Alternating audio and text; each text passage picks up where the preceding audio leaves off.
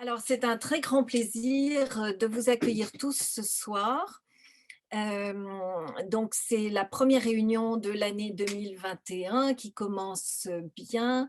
Les membres ont reçu déjà mes vœux, donc je ne vais pas les réitérer, mais je vais souhaiter à tous ceux qui ne sont pas membres et qui n'ont donc pas eu les vœux de la présidente euh, une série de vœux très chaleureux pour 2021.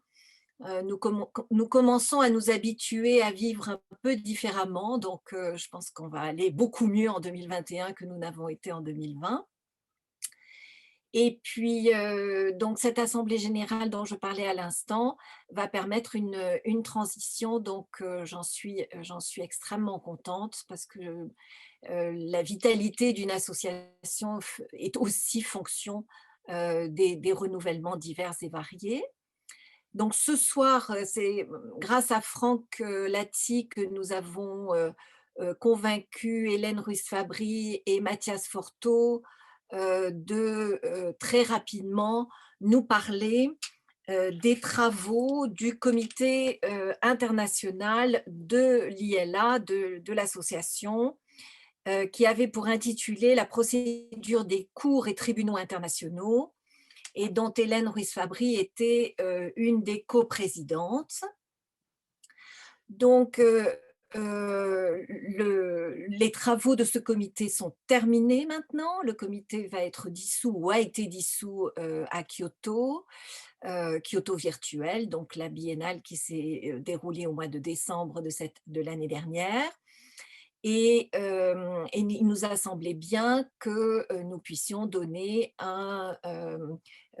l'opportunité à Hélène Ruiz-Fabry de présenter ses travaux et à Mathias Forteau de commenter la résolution et peut-être une partie du rapport, mais en tout cas certainement la résolution qui a été adoptée sous le numéro 1 2020 et que vous trouverez tous sur le site de l'ILA. Déjà, je pense que Franck a dû vous l'envoyer au moment de la convocation pour la réunion de ce soir. Et puis, si plus tard vous voulez y accéder, elle sera sur le site de l'ILA et elle sera dans le rapport de la conférence, de la 79e conférence de l'organisation. Alors, sans plus attendre, je vais donner la parole à Hélène Ruiz-Fabry et ensuite Mathias prendra la parole sans que je fasse de transition et puis nous ouvrirons la discussion générale sur les travaux de ce comité. Et encore tous mes remerciements à tous les deux. Hélène, tu as la parole. Merci beaucoup, Madame la Présidente, chère Catherine, et bonjour à tous et à toutes. Et puisque la saison l'autorise, je vous adresse également tous mes voeux pour cette nouvelle année 2021. Et je remercie Catherine et puis également le secrétaire général, Franck, de m'avoir invité à présenter le rapport et la résolution du comité sur la procédure des cours et tribunaux internationaux. Comme Catherine l'a indiqué, le rapport et surtout la résolution qui l'accompagne ont été adoptés lors de la 79e conférence biennale de l'Association de droit international en décembre 2020. Et effectivement, notre comité a fini ses travaux qu'il avait commencés depuis 2017. Je remercie également par avance Mathias Forteau qui a accepté de commenter le rapport et qui, en tant qu'universitaire, mais aussi en tant que praticien expérimenté, a un regard particulièrement compétent sur les questions que nous avons traitées. Et j'attends ces remarques avec impatience. Enfin, je remercie tous ceux qui se sont connectés, puisque l'époque le veut, nous communiquons par nos écrans, mais je me réjouis par avance de nos discussions. Je suis très heureuse que notre sujet suscite un tel intérêt. Je dois préciser ici, même si Catherine l'a déjà laissé entendre, que je suis la porte-parole d'un travail collectif. Non seulement nous étions 3 coprésidents, puisque Philippe Sands et Shotaro Hamamoto coprésidaient avec moi ce comité, mais nous avions aussi 2 co-rapporteurs, Armand Sarvarian et Filippo Fontanelli, qui ont joué un rôle clé dans la rédaction du rapport. Et au surplus, nous avions un comité qui était particulièrement nombreux, puisque plus de 70 membres et suppléants avaient été nommés par différentes branches nationales de l'Association de droit international. Alors évidemment, tous les membres sont loin d'avoir participé avec le même degré, ne serait-ce que pour des raisons logistiques, mais la participation a été suffisamment nombreuse et continue pour un certain nombre de membres pour assurer la représentation d'une diversité d'opinions et l'existence de véritables débats au cours de nos réunions et de nos échanges écrits. Alors tout ça pour dire que je prends bien sûr la responsabilité pleine et entière du rapport, mais qu'en même temps, ça ne signifie pas nécessairement que le rapport exprime toujours et en tout point mes opinions personnelles. C'est la règle d'un débat collectif qu'on dégage des lignes qui ne conviennent pas nécessairement en tout point à tout le monde. C'est la règle du jeu. Néanmoins, si vous avez regardé le rapport, vous verrez que nous avons évoqué ce qui reste dans le rapport, ce sont toutes les questions sur lesquelles le comité se sentait en situation de formuler des recommandations crédibles et utilisables. Qu'il a inventorié bien d'autres questions qui auraient mérité examen, mais sur lesquelles ne se dégageait pas suffisamment des tendances suffisamment fermes ou intéressantes pour les laisser dans le rapport final. Nous avons listé toutes ces questions en annexe du rapport, juste pour indiquer à ceux qui auraient une vocation qu'il y a encore pas mal de travail à faire sur ce sujet. Alors, quelques mots sur les objectifs et le mandat du comité avant de présenter les travaux et recommandations, parce que je pense que c'est important de comprendre un petit peu notre contexte. Nous avons bien sûr souhaité travailler sur la réforme de la procédure des cours et tribunaux internationaux parce que nous pensions que certains aspects n'étaient peut-être pas totalement satisfaisants. C'est l'arrière-plan assez logique de l'idée de réforme. Et donc, nous avons essayé d'étudier la pratique en nous demandant constamment si chaque aspect du procès judiciaire ou arbitral pourrait être plus rapide, plus juste, plus efficace. Mais bien sûr, pour être d'accord sur le fait qu'une question pourrait ou devrait être régulée mieux ou plus efficacement, il a fallu nous entendre sur les principes sur lesquels nous fonderions notre évaluation. Alors, nous avons pris comme repère 3 grands principes de politique générale du contentieux et de judiciaire et arbitral internationaux. Premièrement, le renforcement de la bonne administration de la justice que nous avons comprise comme l'intégrité de la procédure. Ensuite, la promotion de l'économie procédurale en tant que indicateur d'efficacité au sens temporel, notamment des procédures contentieuses, tant pour les institutions que pour les parties.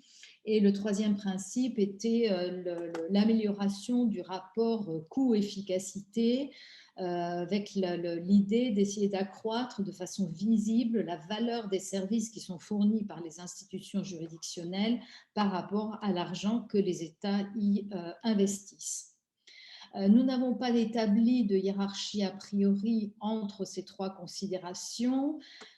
Parfois, elles se complètent, parfois, elles entrent en contradiction et à ce moment-là, il faut opérer une mise en balance. Nos travaux nous ont conduit à constater que, en fonction de la configuration des cas, mais aussi en fonction des préférences de chacun, plusieurs solutions pouvaient paraître alternativement raisonnables. Nous avons toujours essayé de formuler nos recommandations en veillant à ne pas prendre en compte seulement les règles, mais aussi la pratique. Alors, au surplus, de façon générale, sauf des cas qui en définitive étaient assez marginaux parce que les institutions juridictionnelles sont de façon générale plutôt réactives, sauf dans les circonstances où on a pu identifier une circonstance claire d'inefficacité qui requerrait une règle précise, nous avons de façon générale cherché à faire des recommandations souples sous la forme de règles directrices plutôt de lignes directrices plutôt que de prôner des règles très spécifiques. Ce que nous avons recherché, c'était une marge d'amélioration pratique des règles procédurales et des méthodes de travail des cours et tribunaux internationaux.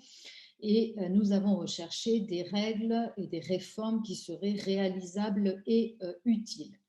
Et cela m'amène à donner quelques précisions sur la façon dont le comité a travaillé, en clarifiant deux aspects du mandat du comité.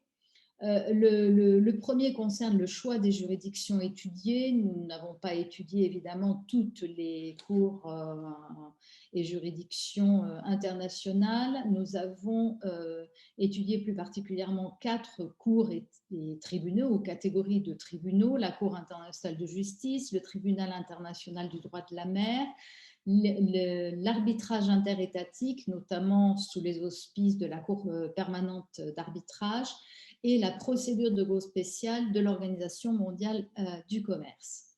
Donc, notre mandat a en définitive été limité aux tribunaux interétatiques afin de préserver un degré d'homogénéité entre les juridictions étudiées. Je dois préciser que le mandat que nous avions proposé au départ à l'association droit international était plus large et plus ambitieux, que l'association elle-même nous a demandé de le réduire dans un premier temps en articulant ce critère d'homogénéité, donc en restant au niveau interétatique, et que cela s'est avéré à l'usage une très sage recommandation. Ça ne veut pas dire que nous n'avons pas parlé de la juridiction qui s'applique dans d'autres juridictions, comme les tribunaux d'investissement ou les cours régionales de droits de l'homme ou les juridictions pénales, mais c'était plus des informations de contexte qui nous ont aidés à réfléchir sur notre cœur de préoccupation. Notre démarche en examinant les cours et juridictions et tribunaux que nous avions choisis a été comparative. L'objectif de cette comparaison n'était pas d'uniformiser, mais nous avons considéré que la méthodologie comparative nous permettait de mieux de réfléchir à ce qui était le plus adapté ou le mieux adapté à chaque contexte.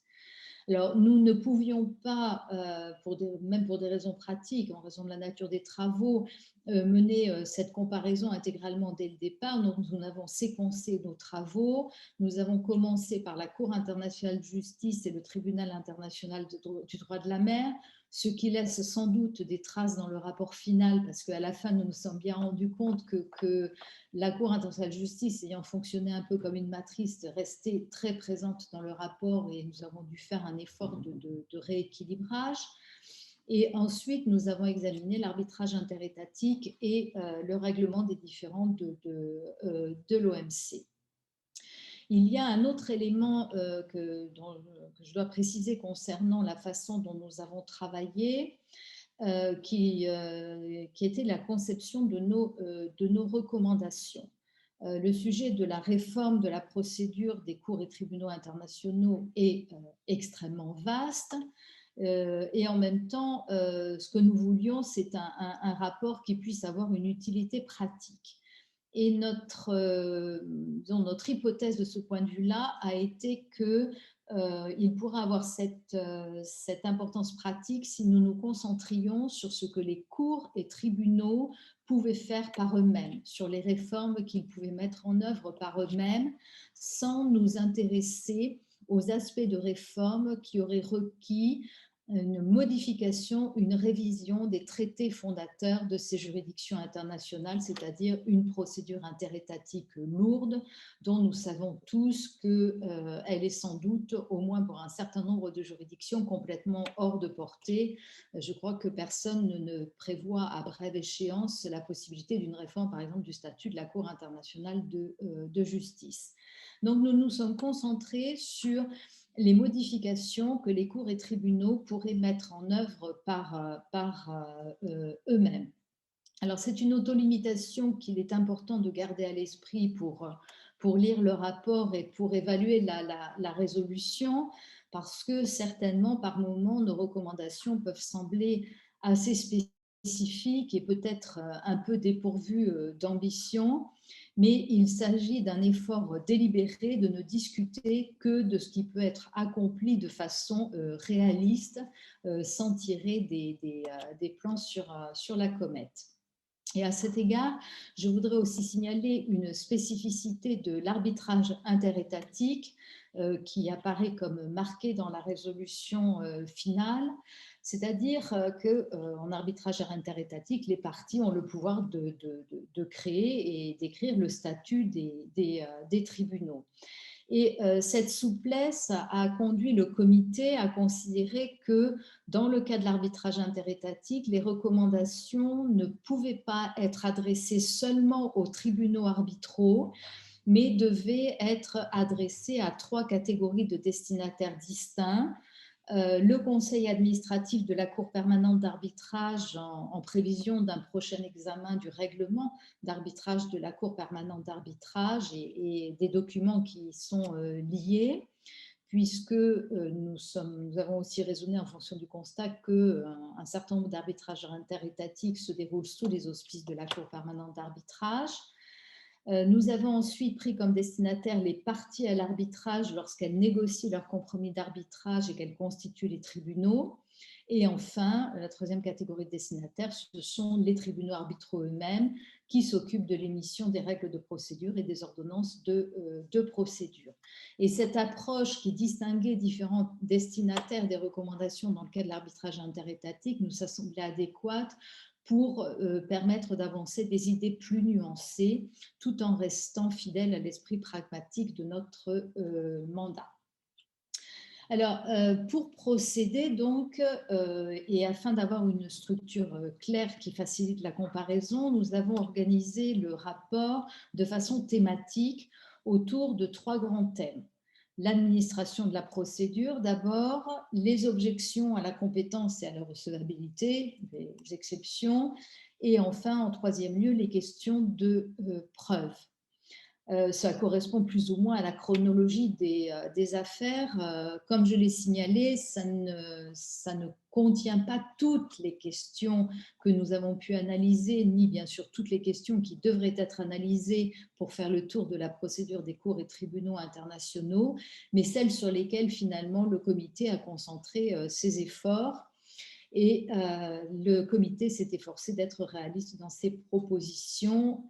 Alors à cet égard, nous avons bien sûr tenu compte de l'acceptabilité des propositions qui étaient faites par les cours et aussi bien sûr par les États, mais en même temps, le comité n'a pas hésité à formuler des recommandations, même s'il savait qu'elles ne seraient pas nécessairement bienvenues et ou nécessairement toujours bien accueillis. On peut penser par exemple à la très délicate question de la nomination des arbitres, sur lequel le comité a suggéré un certain nombre de propositions pour l'amélioration de l'intégrité et de la rapidité de la procédure. Le comité était bien conscient qu'il s'agissait de questions controversées. Même chose s'agissant du code de conduite des juges internationaux. Le comité a pris en compte la résolution de la Cour internationale de justice de 2018 qui stipule que les juges de la Cour internationale de justice doivent s'abstenir totalement des nominations arbitrales pour des arbitrages d'investissement et limiter le nombre de leurs nominations comme arbitres dans les affaires interétatiques. En même temps, le comité était bien conscient que cette résolution n'était pas forcément d'une mise en œuvre totalement évidente. Enfin, le comité a été au cours de ses travaux confronté à la crise du règlement des différends de l'OMC, ce règlement des différends de l'OMC qui faisait partie du mandat. Mais bon, la paralysie de l'organe d'appel s'est produite au cours des travaux du comité, même si elle était prévisible, et ça a conduit le comité à adopter une posture prudente. Alors, ce n'était pas par crainte d'aborder ces questions, puisque vous pouvez bien vous douter que quand vous réunissez plusieurs dizaines d'universitaires qui connaissent ces questions, ils ont envie d'en discuter.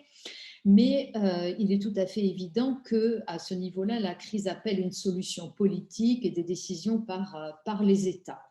Et donc, il était très difficile de faire des propositions de réforme procédurale significatives dans un contexte aussi incertain, en tout cas en ce qui concerne le niveau de l'appel.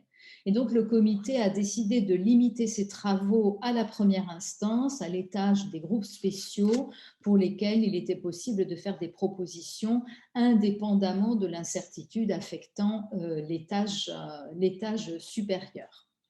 Alors, dans la résolution, vous l'aurez peut-être vu, nos recommandations sont divisées par juridiction. Je ne vais pas les énumérer maintenant et encore moins les expliquer en détail. C'est l'objet de l'ensemble du rapport. Je pense qu'il sera plus interactif que je compte sur le commentaire et sur les discussions qui vont suivre pour donner les explications souhaitées et réagir sur les points qui intéressent le plus les membres de l'audience. Avant de conclure et de passer la parole à Mathias, un dernier mot sur quand même le phénomène tombé du ciel cette année. Naturellement, le comité a été amené à observer les adaptations et des cours et des tribunaux interétatiques à tous les défis logistiques et sanitaires qui est consécutif ce que les anglo-saxons appellent assez justement la disruption du Covid-19. L'effet le plus important sur le processus judiciaire ou arbitral a sans nul doute été la conduite profondément modifiée des audiences, mais bien sûr, ça n'est pas le seul effet. Le comité n'a néanmoins proposé aucune réforme spécifique à cet égard.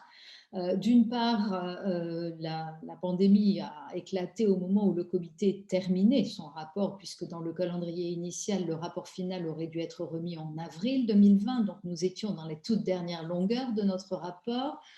Alors nous aurions pu avoir quelques semaines de répit puisque finalement le calendrier a été lui-même modifié, mais même à l'été quand nous devions rendre le rapport final, la pratique était encore trop peu développée pour que nous soyons en mesure de faire des recommandations valides. C'était vraiment la phase de toute première expérimentation liée à ces nouveaux modes de communication. C'est la raison pour laquelle le Covid est certes brièvement mentionné à quelques endroits du rapport, mais n'apparaît en définitive pas dans la résolution finale. Là, j'arrête là ma présentation générale de la logique de nos travaux et de nos approches pour donner la parole à Mathias, à son commentaire et répondre à toutes les questions qui pourraient m'être posées. Je vous remercie. Merci Hélène, donc je prends la suite. Alors je vais à mon tour vous adresser à tous mes meilleurs vœux pour cette année et vous dire bonsoir. Je suis très content d'être là ce soir et qu'on soit tous ensemble à discuter autour de ce thème très important. Et tous mes remerciements vont également bien sûr à Catherine et à Franck pour l'organisation express de cette conférence et qui s'avère apparemment un beau succès si j'en crois le nombre de participants ce soir. Alors nous sommes d'ailleurs en pleine actualité puisque certains d'entre vous l'ont peut-être vu, mais la Cour internationale de justice a aujourd'hui même envoyé un communiqué de presse dans l'après-midi annonçant une modification de l'une de ses instructions de procédure qui porte sur un point sur lequel je reviendrai, qui fait partie d'une des conclusions du rapport du comité de l'ADI. Donc je pense que c'est une très bonne nouvelle également pour le succès de ces travaux. Alors, c'est un plaisir d'être là ce soir. C'est aussi, je dois le dire très sincèrement, très intimidant pour trois raisons. D'abord parce que les enjeux sont importants. Les principaux destinataires des recommandations, ce sont les juridictions, davantage que les universitaires. Et donc, il faut être, comme Hélène l'a dit, je crois très justement, être le plus constructif possible dans les propositions et dans l'analyse, sans non plus être trop déférent vis-à-vis des juridictions. Et l'équilibre est parfois difficile à trouver. Et je crois que de ce point de vue-là, contrairement à ce qu'a dit Hélène, les propositions du comité sont très ambitieuses. De mon point de vue, comme avec ma casquette de praticien, et j'essaierai de le montrer avec quelques exemples. Intimidant également parce que le travail fourni est de très grande qualité et ça s'explique sans doute aussi par la très grande qualité de la composition de ce comité qui est très impressionnante. Et puis intimidant aussi parce que, au fond, la recommandation est peut-être la chose la moins importante du travail du comité. Le plus important, c'est le rapport final, un peu peut-être comme les travaux des organes de codification. Ce sont les commentaires plus que les projets d'articles qui sont intéressants. Et lorsqu'on lit in extenso l'ensemble du rapport final, on se rend compte qu'il est très riche et qu'on pourrait passer quasiment 1 heure sur chacune des propositions individuellement.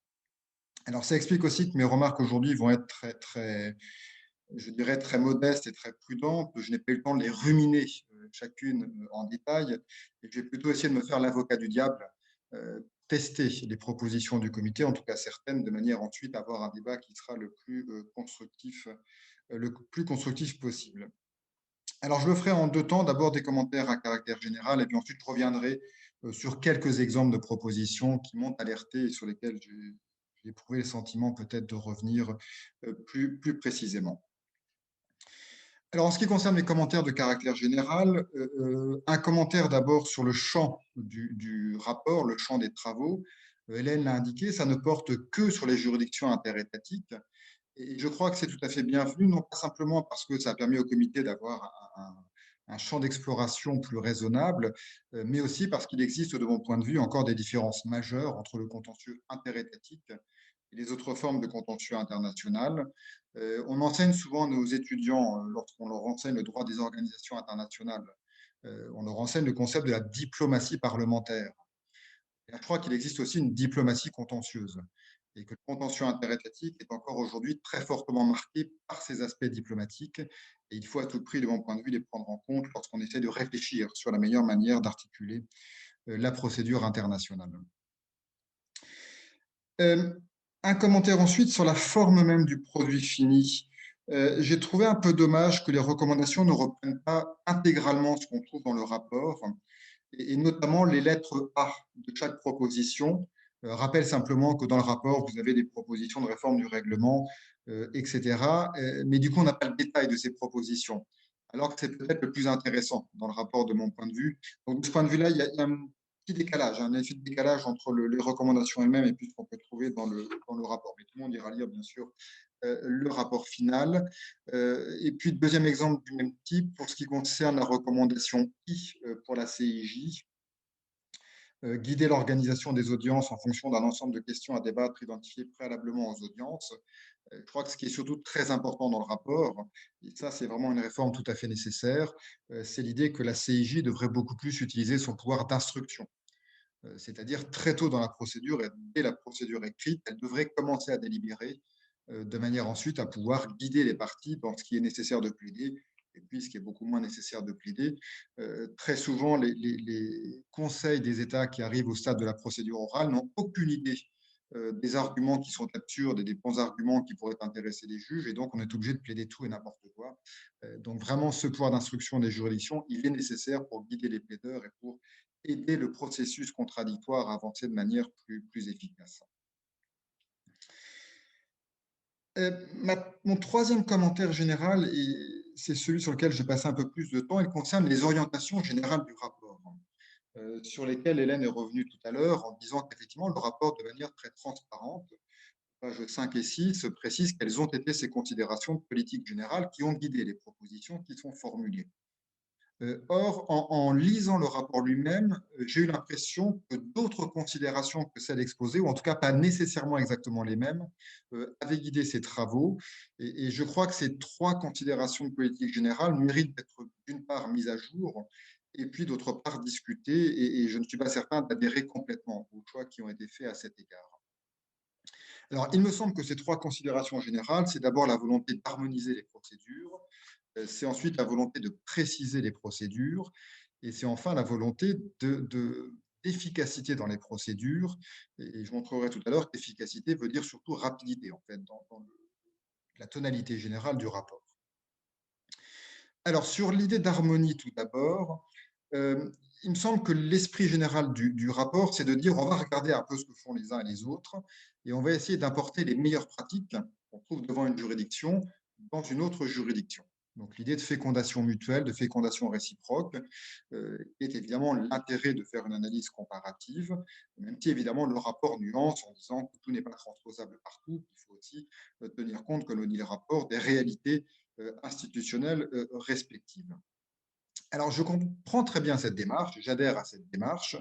Je crois aussi qu'il faut faire très attention lorsqu'on procède à cette idée qu'on devrait transposer au maximum les meilleures pratiques pour harmoniser les procédures internationales.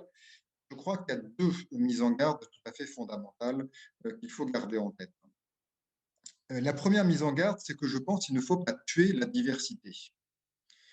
Il ne faut pas tuer la diversité. Au fond, il est bon que les États, les plaideurs, aient une offre qui reste diversifiée devant eux. Que chaque juridiction ait ses propres valeurs ajoutées et que, en fonction des différences de régime procédural, on puisse s'orienter tantôt vers une juridiction, tantôt vers une autre juridiction. Par exemple, la procédure va plus vite devant le TIDM que devant la CIJ. Certains États voudront parfois aller vite dans une procédure et donc pourront peut-être préférer le TIDM. D'autres pourront parfois préférer la CIJ parce qu'ils préféreront une certaine lenteur pour certaines raisons qui peuvent tenir au règlement même du différend, à la manière de le régler de manière satisfaisante. Même remarque pour le régime de l'intervention de tierces parties, qui n'est pas forcément prévu dans l'arbitrage interétatique, mais peut-être que c'est tant mieux parfois, de ne pas courir le risque que son règlement du différend soit parasité par des interventions de tiers à la procédure. Donc je crois qu'il est bon, encore une fois, que la concurrence puisse jouer entre les juridictions, que chacune ait ses propres avantages et ses propres inconvénients, sans vouloir à toute force vouloir uniformiser le système. Et puis, deuxième mise en garde, il ne faut pas négliger non plus, je crois, le fait qu'il y a toujours des différences fondamentales entre les différentes cours et tribunaux interétatiques. Et j'en ai relevé trois, notamment, qui me paraissent tout à fait décisives. La première différence, elle met aux prises, en quelque sorte, d'une part l'ORD et d'autre part toutes les juridictions interétatiques. Pourquoi? Eh bien parce que l'ORD, c'est un contentieux systématique, c'est un contentieux qui implique un très grand nombre d'affaires pour beaucoup d'États et qui a comme conséquence que les États qui sont partis à ces procédures ont une grande expérience du mécanisme contentieux. En tout cas, c'est vrai pour les grands joueurs du système commercial multilatéral. Et très souvent, ces États vont avoir des services juridiques qui sont dédiés à ce contentieux de l'OMC. C'est vrai pour les États-Unis, c'est vrai pour l'Union européenne, etc. C'est tout à fait différent pour la CIJ, pour le TIDM ou pour l'arbitrage interétatique, pour lesquels, dans l'écrasante majorité des cas, les États n'auront aucune expérience du tout de la procédure devant ces juridictions. Et même s'ils ont pu avoir une expérience dans les années 60 ou 70, quand le problème va se reposer pour eux 20 ou 30 ans plus tard, ils n'auront plus forcément l'expertise en termes de ressources humaines dans leur service juridique et n'auront plus l'expérience de ce type de contentieux. Et là où je veux en venir, c'est que pour ces juridictions-là, si on a un régime procédural qui est trop sophistiqué, qui est trop détaillé, ça a un effet très fort de dissuasion sur les États. C'est-à-dire que les États qui ne connaissent pas la Cour, qui ne savent pas comment ça fonctionne, par exemple, vont être très réticents à aller devant la Cour pour porter leurs différends, pour le résoudre par la voie juridictionnelle. Et si je peux prendre une image, pour apprendre à conduire une voiture, on est plus à l'aise dans une 4L que dans une Formule 1. C'est un peu la même chose pour le contentieux international. Et lorsqu'on conseille des États, avant éventuellement d'aller devant une juridiction internationale, c'est quelque chose qui joue un rôle tout à fait prédominant. La peur du contentieux lorsqu'on a en face de soi un monstre procédural qu'on a peur de ne pas pouvoir forcément maîtriser. La deuxième différence, me semble-t-il aussi, c'est entre les juridictions spécialisées et les autres. Pour les juridictions spécialisées, on peut avoir là encore une réglementation procédurale qui soit assez sophistiquée, qui soit assez détaillée, parce qu'on aura toujours le même type de contentieux qui va apparaître. C'est plus difficile pour des juridictions comme la CIJ ou le TIDM, et notamment pour la CIJ, où en fait, d'une affaire à l'autre, on aura affaire à des affaires de type radicalement différent. Par exemple, vous n'avez rien de comparable entre l'affaire Obiang, tranchée récemment sur l'immunité diplomatique, portée sur un point de droit, au fond, assez précis, et un contentieux territorial, où là, le volume des annexes, par exemple, sera tout à fait considérable.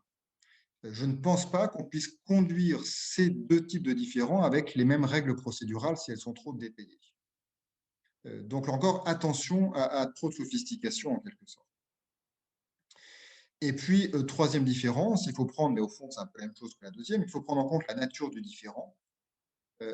En fonction de la nature du différend, il faut peut-être adapter le régime procédural. Et donc, là encore, plus le régime sera souple, plus on pourra être réactif, plus le régime sera détaillé, moins on aura de mal, en quelque sorte, ou plus on aura de difficultés à naviguer à l'intérieur de cette procédure.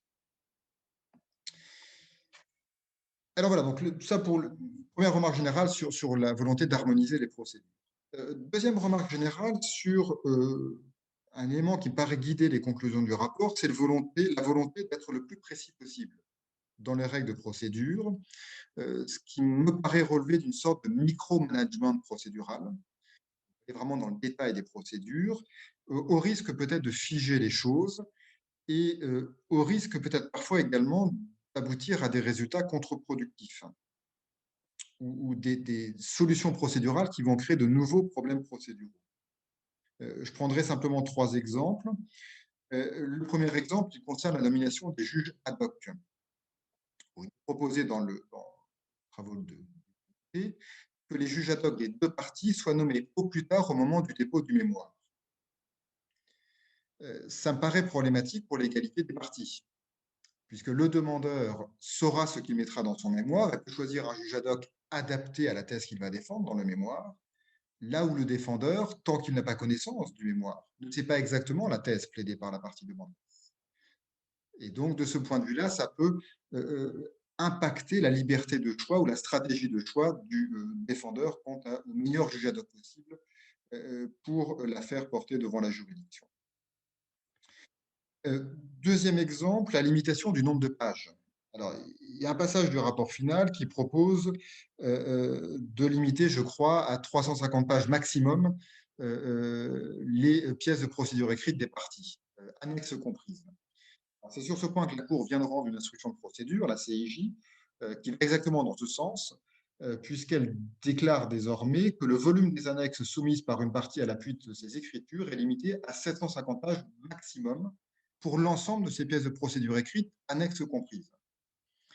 C'est extrêmement limitatif. C'est extrêmement limitatif. Dans les contentieux territoriaux, c'est plusieurs milliers de pages qui sont nécessaires pour les annexes. Je ne suis pas très sûr que d'avoir une règle aussi stricte qui ne fasse pas la différence entre les types de contentieux soit véritablement bienvenue.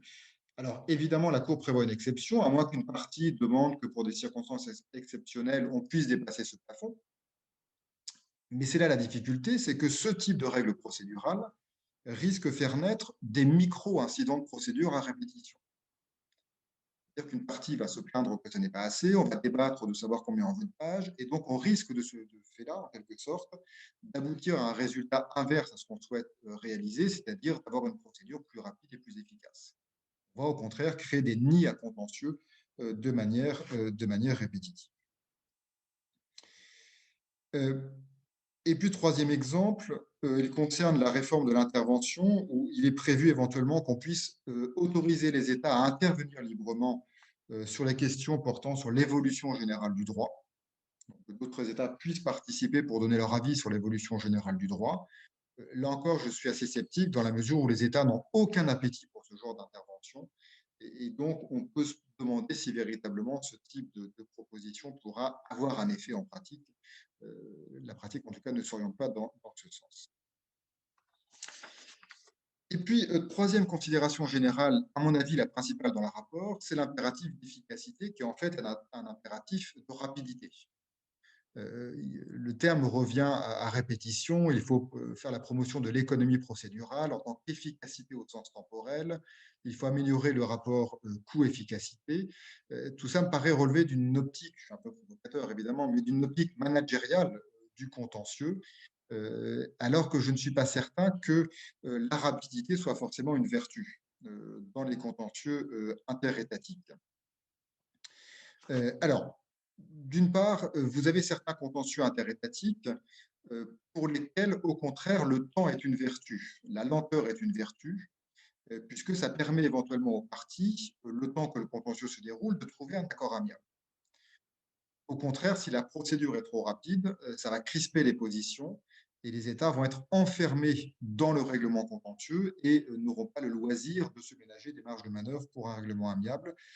Donc, je pense que sur ce point, il faut être très prudent. Et puis, par ailleurs, il faut également tenir compte du fait que la rapidité, alors ça marche très bien sans doute dans le contentieux ORD de l'OMC, elle est en revanche extrêmement pénalisante pour les États qui n'ont pas les ressources humaines conséquentes pour mener leurs contentieux internationaux. Elle est extrêmement pénalisante également pour les États dont la langue de travail n'est ni l'anglais ni le français. Vous avez certains États aujourd'hui, par exemple, dont les élites, et donc ceux avec qui vous allez travailler pour monter l'affaire, ne parlent pas l'anglais et ne parlent pas le français. Donc ça veut dire très concrètement que toute pièce de procédure devra préalablement être traduite avant même que les autorités politiques puissent prendre une position sur le différend. Et ça, c'est une source considérable de ralentissement de la procédure dans ce type d'affaires. Et pour ces États-là, la rapidité de la procédure, dans le rapport final, il est proposé qu'on ait une règle de 6 mois par pièce de procédure écrite. 6 mois, ça n'est rien du tout. Dans ce type de contentieux interétatique, les États, ce sont de lourdes machines à lancer, avec beaucoup de ministères qui sont impliqués, plus si parfois on a l'obstacle de la langue, ça me paraît encore une fois, à certains égards, peut être contre-productif. En tout cas, il faut une très grande souplesse dans ce type de proposition. Alors, je pourrais peut-être tout à l'heure dans le débat prendre des exemples sur ce point. Dernière remarque générale sur ce que le rapport ne contient pas, et plus largement peut-être sur la pertinence même de l'approche du rapport. Je ne suis pas certain en réalité que les vrais besoins soient toujours des besoins normatifs pour améliorer le contentieux interétatique. Je crois qu'il y a deux autres besoins qu'il ne faut pas non plus négliger.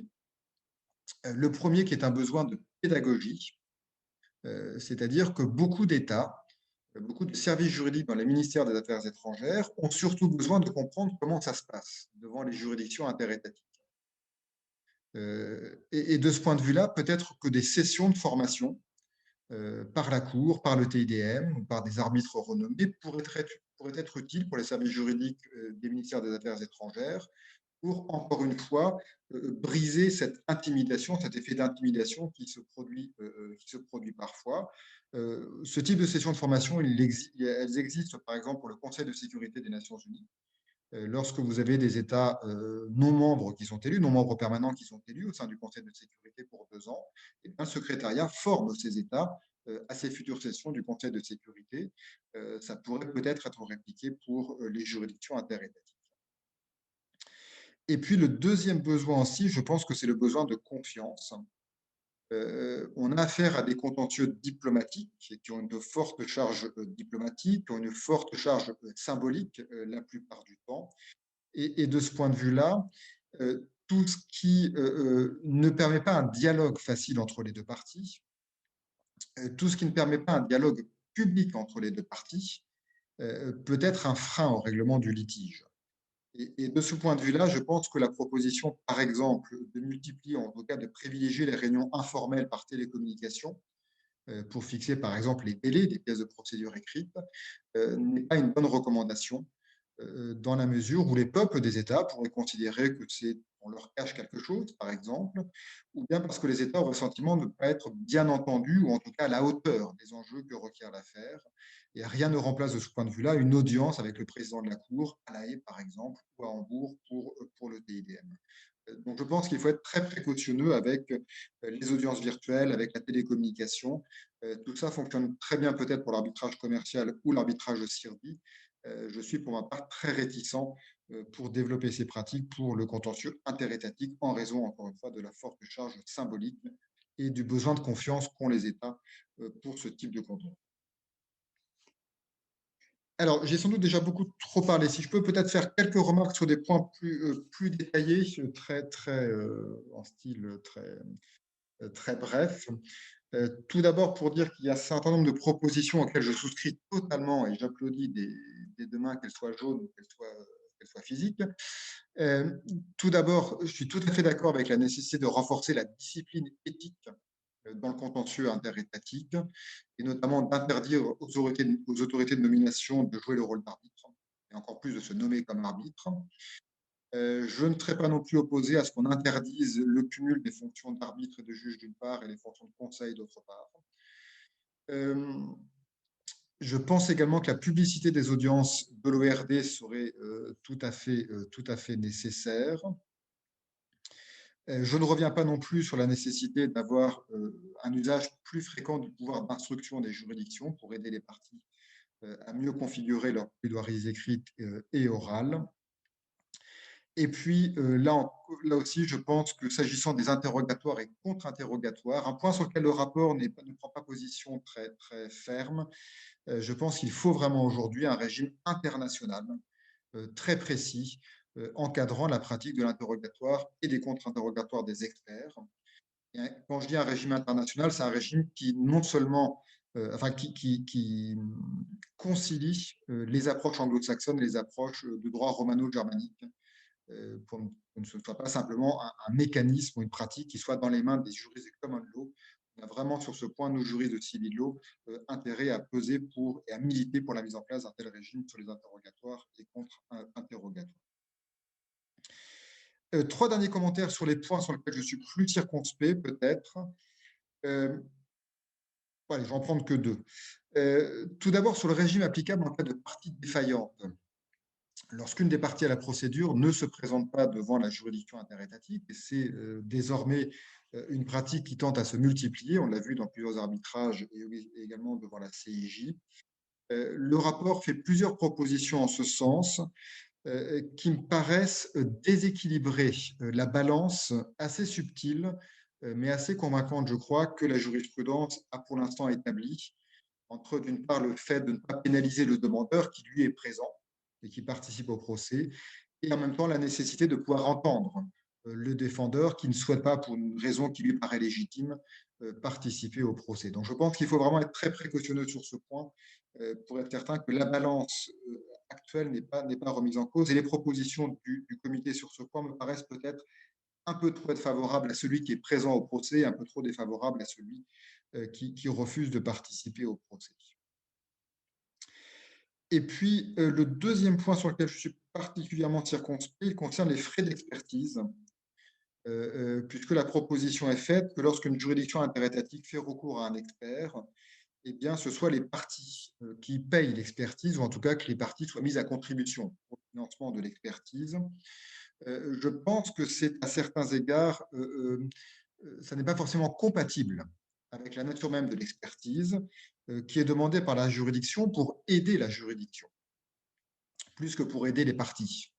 Et de ce point de vue-là, il me semble que c'est à la juridiction elle-même de trouver les moyens de financer cette expertise et pas aux parties. Alors, je sais que la proposition est faite que ce soit financé en partie par le fonds d'affectation spéciale du secrétaire général, mais les fonds du fonds d'affectation spéciale ne sont pas forcément très élevés. À l'heure actuelle, c'est à peu près 3 millions de dollars, pardon. Après le dernier rapport qui date de 2012, ça veut dire que depuis 2012, aucun État n'a versé de fonds à ce fonds d'affectation spéciale, donc ce n'est pas forcément une solution qui est très bien. Voilà, je m'arrête là. Je pourrais évidemment parler des heures parce que le rapport est très riche, mais en tout cas, un grand merci à Hélène en particulier et puis à tous les membres de ce comité de l'ADI pour cette production qui est très riche. Je pense qu'il y aura beaucoup de ramifications à l'avenir dans la pratique. On en a déjà vu aujourd'hui la traduction avec cette nouvelle réforme des instructions de procédure de la CIJ. Merci mille fois à tous les deux. Hélène, est-ce que tu veux exercer un petit droit de réponse de quelques minutes ou tu préfères que nous allions directement à la discussion? Je te laisse le choix. Non, c'est très gentil, mais je pense que c'est mieux d'aller directement à la discussion parce que probablement d'autres membres ont envie de réagir et peut-être certaines questions vont revenir. Et donc, mais je remercie beaucoup Mathias pour ses remarques. J'ai pris le plus de notes possible. J'ai trouvé ça très intéressant. J'ai retrouvé aussi certaines de mes opinions personnelles, mais comme je l'ai dit, c'est un travail collectif. Et donc, il y avait une force propre du comité pour porter un certain nombre de visions et de propositions. Mais je pense que ce serait bien d'avoir les réactions de l'audience, y compris de ceux qui ont l'expérience des juridictions sur ce qu'ils pensent du rapport ou des propositions. Merci. Alors, je vois la main de Yves Daudet, mais j'en profite simplement pour saluer notre directeur des études, Pierre Bodo-Livinec, qui a dit officiellement lors de la biennale de Kyoto que la manière dont le comité avait procédé, et notamment la soumission d'un rapport et d'une résolution dans les deux langues, un travail dans les deux langues, était absolument un modèle à suivre pour l'ILA ADI. Et donc, je redis encore ici à la suite de Pierre Baudot-Livinec, qu'effectivement, c'est absolument un modèle. Et Hélène, bravo pour tout ce que tu as fait dans ce domaine. Alors, Yves Daudet, vous avez la parole. Oui, merci beaucoup. Je me permets de prendre la parole, tout de suite parce que malheureusement, je ne pourrais pas rester très longtemps, ce qui est bien dommage parce que ça me paraît être extrêmement intéressant tout cela et j'ai été très passionné par ce qu'ont dit les 2 orateurs. Je dois dire que je, partage, vraiment très, très largement, notamment les commentaires de Mathias. Je voudrais peut-être revenir sur un point ou 2. Alors, il y a cette fameuse, instruction de procédure qui vient de sortir sur les 750 pages. Je dois dire que je la trouve également très, très surprenante. Bon, ce qu'il y a de sûr, c'est que c'est vrai qu'il y a une inflation de documents. Bon, une petite expérience de juge ad hoc qui m'a conduit parfois à me trouver en présence d'un nombre considérable de pièces dont on passe quand même beaucoup de temps à lire tout ça et au total, on s'aperçoit que tout ça n'est pas forcément très utile, qu'on donne une pièce, qui fait 25 pages dans laquelle il y a seulement quelques passages ou quelques lignes qui sont vraiment pertinentes. Donc il y a effectivement un problème. Il y a des affaires, dans lesquelles j'ai eu la chance de ne pas être, dans lesquelles il y avait une vingtaine de volumes d'annexes représente vraiment des milliers et des milliers de pages. Donc effectivement, il faut faire quelque chose. Je rappelle que cependant, il y a déjà une instruction de procédure qui invitait les parties à être raisonnables, hein, mais enfin, elle était très générale. Elle disait simplement qu'il ne fallait pas inonder la cour de pièces. Les 750 pages, là, je dois dire, je trouve ça très bizarre. Très bizarre pour 2 raisons. D'abord parce que des pages, c'est pas il faudrait que ce soit des mots peut-être, mais des pages, alors peut-être que les parties vont à ce moment donner des pages extrêmement denses, il faudra une loupe pour les lire, enfin bon, c'est pas précis, 750 pages. Et ensuite, je suis absolument d'accord avec, Mathias, ça dépend des affaires. Je vois en effet pas comment une affaire de délimitation territoriale peut se faire avec, ça fait même pas 750 pages d'ailleurs, puis si j'ai bien compris, les mémoires, etc., sont compris dans les pages. Alors, mémoire, contre-mémoire, duplique, réplique, pratiquement, il y a plus de pages, très peu d'annexes possibles. Donc, je crains que. Alors, qu'est-ce qui va se passer? Ben, les parties vont demander des dérogations. Euh, et la Cour va être très embarrassée parce que c'est très difficile de refuser quelque chose aux États. D'autant qu'il y a une menace qui pèse et que Mathias a fort justement relevé, ce sont les États qui finalement renoncent à participer à la procédure. Et ça, c'est une menace, parce qu'un État peut très bien dire, oh, bon, bah, si vous me donnez pas votre satisfaction dans ces conditions, moi je m'en vais, je vous laisse avec cette affaire. Et donc la Cour risque d'être soumise à des pressions. Donc je ne sais pas très bien comment ça va marcher, mais je doute que ça puisse être véritablement efficace. Et puis un deuxième point, enfin, il y a eu des milliers de choses tout à fait intéressantes, mais j'en isole juste 2. L'autre point qui m'est paru très pertinent, c'est l'idée que bien sûr, quand les États-Unis ou la France se présentent devant la Cour, ils savent très bien comment ça marche, là, il n'y a pas de problème. Mais il y a en effet beaucoup d'États qui ignorent complètement le b.a.-ba de cette procédure. Alors bien sûr, ils vont faire appel à des conseils qui seront français, américains ou anglais et qui les guideront. Mais enfin, tout de même, dans la démarche initiale, cette cour, elle paraît très, très impressionnante. Et alors, je sais que Jean-Marc Touvenin, qui est secrétaire général de l'Académie de La Haye, avait lancé l'idée, bon, qu'on n'a pas pu mettre en place parce que, enfin, ni vraiment poussé parce que la Covid est intervenue là-dessus, mais il avait l'idée que peut-être on pourrait monter une formation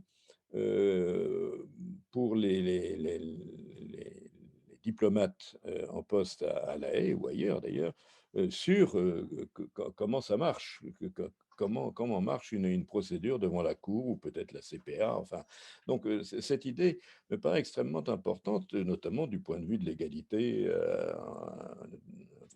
face à la justice. Enfin, Donc, parmi d'autres, ce sont deux questions qui me paraissent tout à fait intéressantes et pertinentes. Voilà, je m'arrête là et je vous prie de m'excuser si à un moment je disparais. Pas de problème, merci. Merci beaucoup. Alors je ne sais pas, Hélène, Mathias, vous voulez répondre au fil de l'eau ou vous préférez qu'on prenne plusieurs questions? J'ai pas de demande de parole pour le moment. Donc Hélène? Oui, je peux quand même répondre sur ces points critiques. Il y a cette tendance, le comité a travaillé sur cette tendance générale au gonflement des contentieux.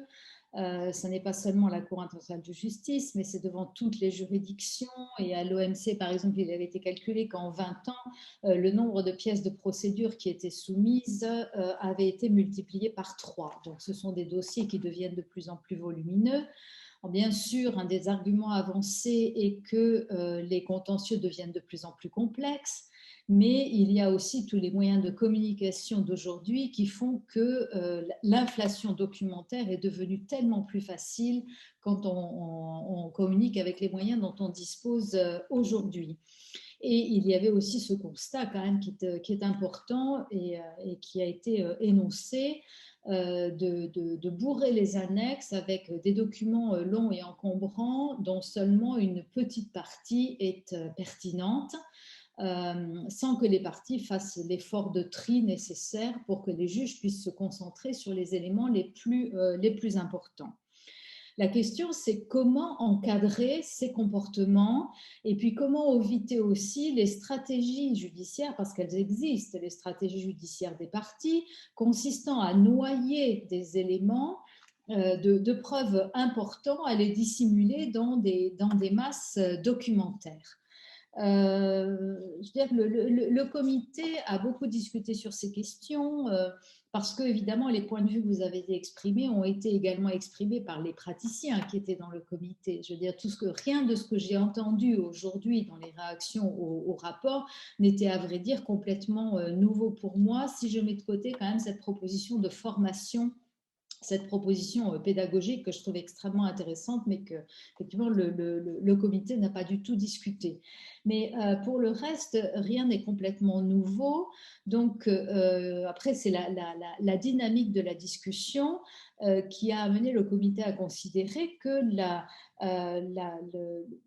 la seule façon d'éviter cette inflation ou cette surinflation documentaire qui gagne tous les dossiers, c'était d'essayer d'y poser des limites matérielles, mais par défaut de savoir quel type d'autres limites on pourrait poser. Donc, il y avait l'idée d'un limite de nombre de pages. Effectivement, moi, pour ma part, j'étais plutôt favorable au nombre de mots parce que je sais qu'on peut tricher avec tous les programmes informatiques pour caser le maximum de matériel dans une page.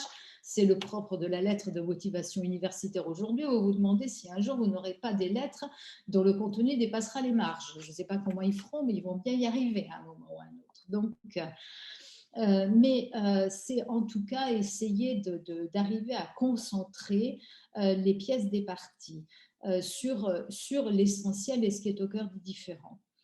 Toute limite est arbitraire. Et j'en suis bien d'accord, 750 pages, ça aurait pu être 800, ça aurait pu être 700. Et je suis tout à fait d'accord sur le fait que selon les contentieux, ça peut ne pas avoir beaucoup de sens. Je suis d'accord aussi avec la façon, ce que dit Mathias, c'est-à-dire que ça va provoquer des micro-contentieux procéduraux qui, au lieu de faire de l'économie procédurale, vont faire de l'inflation procédurale en première analyse. Et en même temps, tous les mouvements d'éducation commencent par là. C'est-à-dire que les parties devront aller au juge pour demander une dérogation. Et pour demander une dérogation, elles devront savoir formuler leurs besoins en termes de dimension de la procédure, même de façon approximative, et ce faisant, elles devront se polisser. Donc, ce qu'on a cherché, nous, c'est une procédure qui déclenche une obligation de dialogue sur la dimension des pièces de procédure de façon à canaliser cette hyperinflation qui s'est développée au cours des 2 dernières décennies en particulier. Donc voilà, je veux dire, c'est ça la dynamique qui est derrière notre réflexion. Maintenant, si il y avait d'autres suggestions que de partir d'une limite qui semble un peu absurde du nombre de pages pour provoquer ce type d'adaptation de comportement, je serais très intéressée à la connaître. On y a réfléchi dans le comité, mais on n'a pas vraiment trouvé une autre logique. Deuxième commentaire sur le fait il y aurait besoin d'une pédagogie des procédures.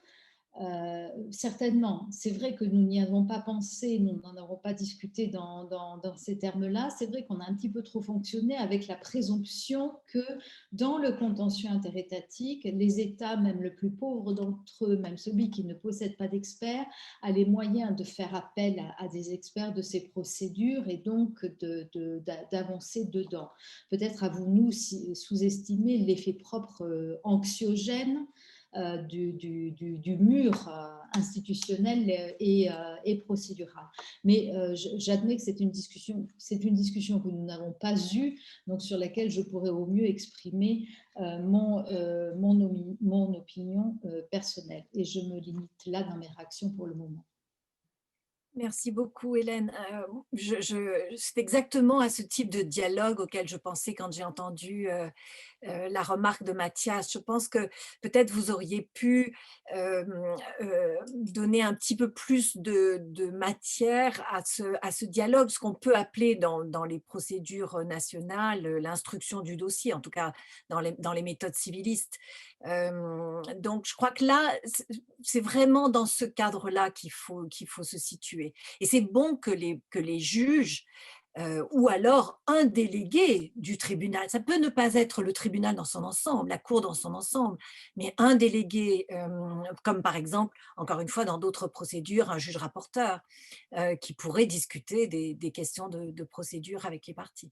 Mathias, je ne veux pas Juste entrer trop dans la discussion. deux réactions. La première sur la question de la pédagogie. Je crois qu'il faut également intégrer le fait que dans beaucoup d'affaires aujourd'hui, ce qui se passera au contentieux dépendra de la manière dont le pré-contentieux aura été géré. On l'a vu notamment dans toutes les affaires sur la CERD, où avant de saisir la Cour, il faut d'abord avoir accusé les négociations, etc. Et très souvent, pour la phase pré-contentieuse, c'est le moment où les États ne se sont pas encore entourés de conseils extérieurs. Ils n'ont pas la formation, s'ils ne peuvent pas anticiper ce que sera l'impact pour eux des choix faits au stade précontentieux, ensuite sur le contentieux, ça peut les placer dans des situations parfois embarrassantes. Donc, le plus ils connaîtront les procédures contentieuses, le mieux ils seront en quelque sorte en position de bien gérer la phase précontentieuse, qui d'ailleurs parfois peut vider le différend. Si on gère bien le précontentieux, on n'a pas besoin d'aller au contentieux. Donc ça, c'est un élément qui me paraît important. Et puis, si je peux revenir brièvement sur la question de la longueur des pièces, je n'ai jamais été très convaincu par ce débat, parce que c'est un peu comme les romans. Si le roman est bon, c'est bien qu'il soit long. En revanche, s'il n'est pas bon, c'est pas très bien qu'il soit long. La vraie question, c'est la question de la pertinence des annexes. Si les annexes produites sont toutes pertinentes, eh bien, ce n'est pas dramatique qu'il y en ait 3000 ou 4000 pages, parce que toutes sont nécessaires. Le vrai problème, c'est les annexes qui sont sans aucun intérêt, qu'on a placées là, on ne sait pas trop pourquoi. Alors, parfois, il y a des parties qui vont placer 3 ou 4 volumes avec des extraits de jurisprudence qu'on peut trouver sur Internet. Ça n'a aucune espèce d'intérêt. Ce n'est pas très bon pour l'environnement. Je ne suis pas sûr que les juges passent beaucoup de temps à lire ces pièces qui ne sont pas pertinentes. Donc, le débat me paraît aussi devoir être mesuré, nuancé. Et puis, il y a un élément important dans le rapport final du comité, c'est l'idée que les propositions sont construites comme un tout, de manière holistique, dit le rapport. Le problème, c'est que les juridictions risquent de faire du pick and choose. Prendre une des propositions, ce que fait la Cour en disant ce sera 750 pages et pas plus, mais pas considérer les autres propositions. Et ce faisant, on risque de déséquilibrer peut-être la réforme. Alors, par exemple, une des propositions du comité aussi, c'est de dire on supprime les tours multiples de procédures écrites. Donc, il y aura simplement une pièce de procédure écrite par partie, et c'est tout. Si on adopte cette réforme, ça veut dire que dans la pièce de procédure écrite, à l'aveugle, les parties vont devoir mettre tout et n'importe quoi dans les annexes, parce que ça pourra peut-être leur servir plus tard dans la procédure. Donc ça a un impact sur la question. Le pouvoir d'instruction des juridictions, il a un impact aussi Si on ne sait pas ce que pensent les juridictions, quels sont les points qui leur paraissent vraiment importants, on va avoir tendance à être très prolixe dans les annexes. Donc, c'est vraiment un équilibre assez subtil à construire et chaque juridiction devra voir comment est-ce qu'elle trouve le meilleur équilibre possible. Mais plus on est détaillé dans les procédures, évidemment, plus on court le risque du pick and choose qui déséquilibre une machine qui parfois est peut-être assez bien huilée en réalité. Nous étions conscients de ça quand nous avons parlé d'approche holistique, c'était précisément pour dire que quand nous faisions une proposition, nous avons toujours essayé de discuter de l'impact qu'elle pouvait avoir sur d'autres aspects de la procédure. Après, que les juridictions fassent du pick and choose ou que les États fassent du pick and choose, à vrai dire, on n'y pouvait pas grand-chose. Et je dois dire que d'une certaine manière, si j'écoute les remarques que tu fais, il y a beaucoup de choses qu'à ton avis, il vaudrait mieux ne pas changer. Bon, ça c'est un point de vue qui a aussi sa légitimité et qui est fondé sur la pratique. Ce point de vue n'était pas nécessairement partagé. Notamment par les membres du comité. Il y a eu parfois effectivement le point de vue qu'il fallait laisser les parties maîtriser le volume de leurs pièces a été âprement discuté par ceux qui étaient le plus impliqués dans la pratique. Il suscitait aussi, je dirais, une méfiance d'autres membres du comité qui considéraient que, bien sûr, c'est aussi l'intérêt des conseils que les pièces fournies au tribunal soient d'autant plus volumineuses parce que tout ce qui gonfle la procédure gonfle aussi le revenu des conseils. Donc, je dis les choses de façon assez franche et directe, mais c'est un tout petit peu la difficulté de ce genre de choses. Tu mentionnais tout à l'heure la proposition de faire financer les experts choisis par la Cour par les parties, en disant que ça soulevait une question de principe presque en termes d'indépendance. Je comprends l'objection, sauf que avoir la Cour internationale de justice aller supplier l'Assemblée générale des Nations unies de lui donner plus d'argent sans pour autant en recevoir n'est en pratique pas extrêmement efficace. Et que la Cour a besoin ou peut avoir besoin de cette expertise. Elle a été critiquée pour la pratique des experts fantômes. Elle peut avoir besoin d'appointer ses propres experts pour démêler certains cas particulièrement difficiles, mais la question de savoir qui paye se pose pour une juridiction dont le budget n'augmente pas, alors que les frais eux-mêmes augmentent. Et c'est une problématique qui n'est pas du tout propre à la justice internationale. D'ailleurs, la justice pénale dans les pays, la justice interne connaît aussi cela avec le développement considérable de l'expertise technique qui est coûteuse alors que les budgets n'augmentent pas. Donc, en essayant de considérer ces différents facteurs, on a dit oui, mais après tout, si la juridiction répartit équitablement entre les deux parties la charge de cette expertise, d'une certaine manière, je dirais que ça neutralise l'impact sur l'indépendance de la juridiction, au moins dans une mesure considérable. Tu n'as pas l'air d'accord, donc je te laisse répondre. Non, simplement, je reviens sur l'argument de la diversité. Je pense qu'il y a on risque là encore de créer une inégalité entre les parties riches qui pourront du coup aller devant la cour et se payer des expertises, et puis les parties pauvres qui, elles, risquent d'être dissuadées parce qu'elles savent que si une affaire suppose des expertises, elles devront mettre la main à la poche de manière peut-être conséquente. Donc, je pense que c'est une question institutionnelle. La CIJ, c'est l'organe judiciaire principal des Nations Unies. Et donc, ça doit être l'organe de tous les États membres avec un égal accès à la Cour. Il y a d'autres solutions comme l'arbitrage interétatique pour les affaires qui requièrent vraiment une expertise. Et là, les États peuvent faire le choix de manière éclairée. Mais après, je conçois tout à fait qu'il soit difficile pour le greffe de la Cour ou le président d'aller négocier à New York pour obtenir une enveloppe budgétaire pour payer des experts. Mais le problème de la Cour et des Nations Unies, ce n'est pas le problème des partis. Moi, j'avais une petite remarque, Mathias, quand tu as parlé de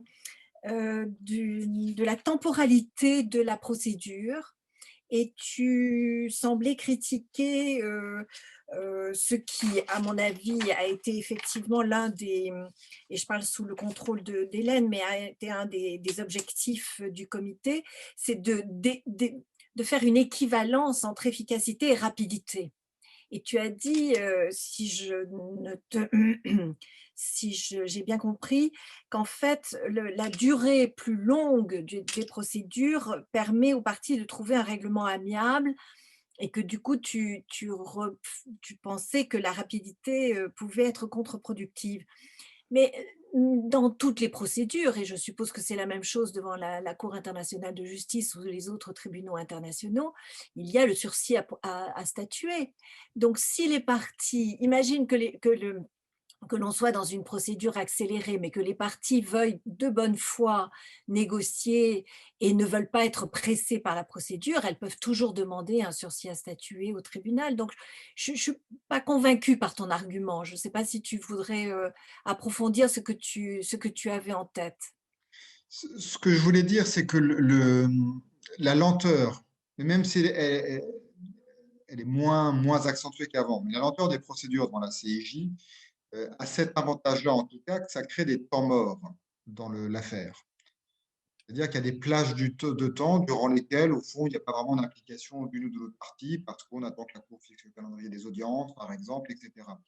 Et ces phases de temps mort, elles sont propices pour les États à prendre un peu de recul sur leur affaire et peut-être à essayer de s'engager dans la voie d'un règlement amiable.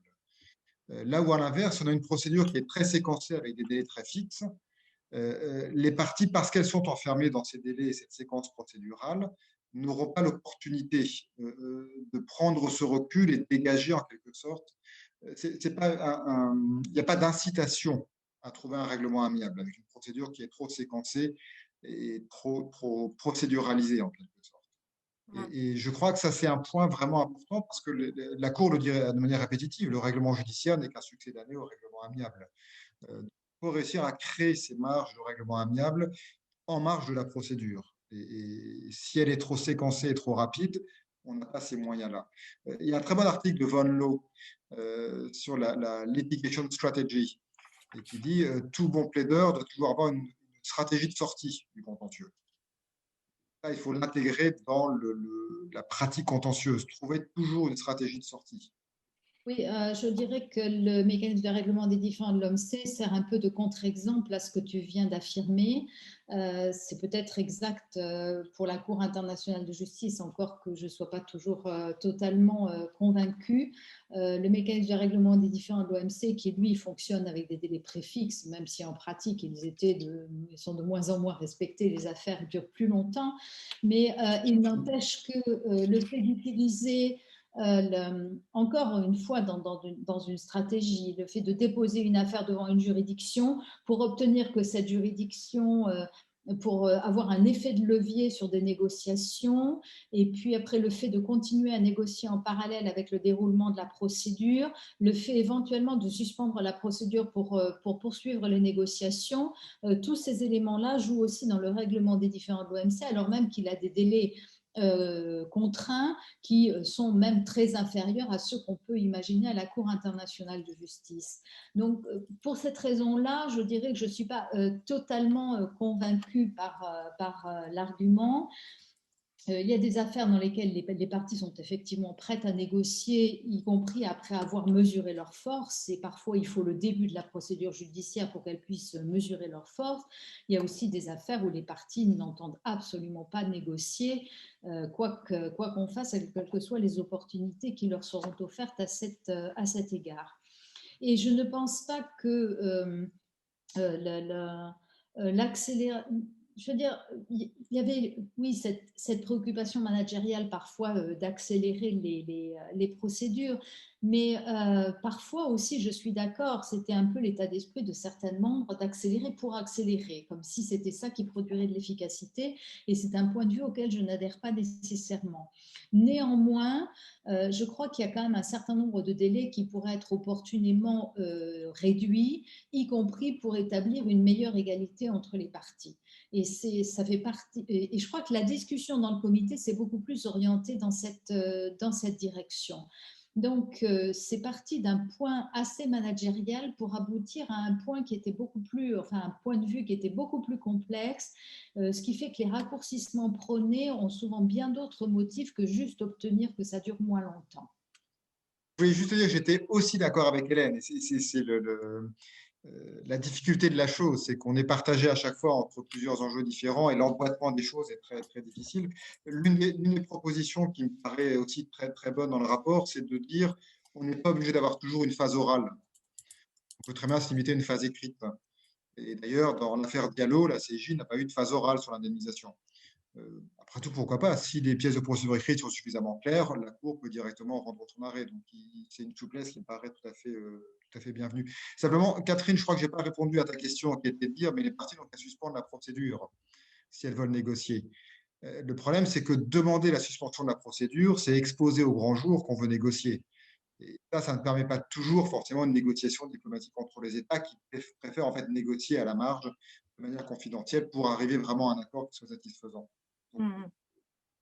Le secret étant l'apanage des États apparemment. Alors, Pierre Baudouin-Vinec. Oui, merci beaucoup Catherine et bonsoir à toutes et à tous. En fait, j'ai hésité à intervenir tout de suite parce que mon commentaire et la toute petite question que j'ai pour Hélène, en réalité, ne portent pas sur le contenu du rapport et sur la résolution.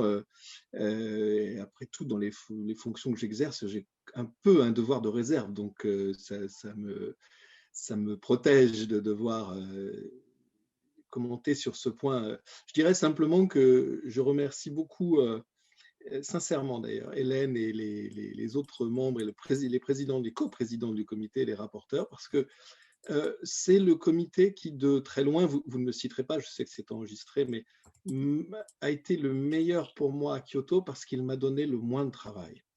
Les choses étaient extrêmement bien préparées. Par Hélène, on a travaillé en amont, je crois, de manière très, très efficace.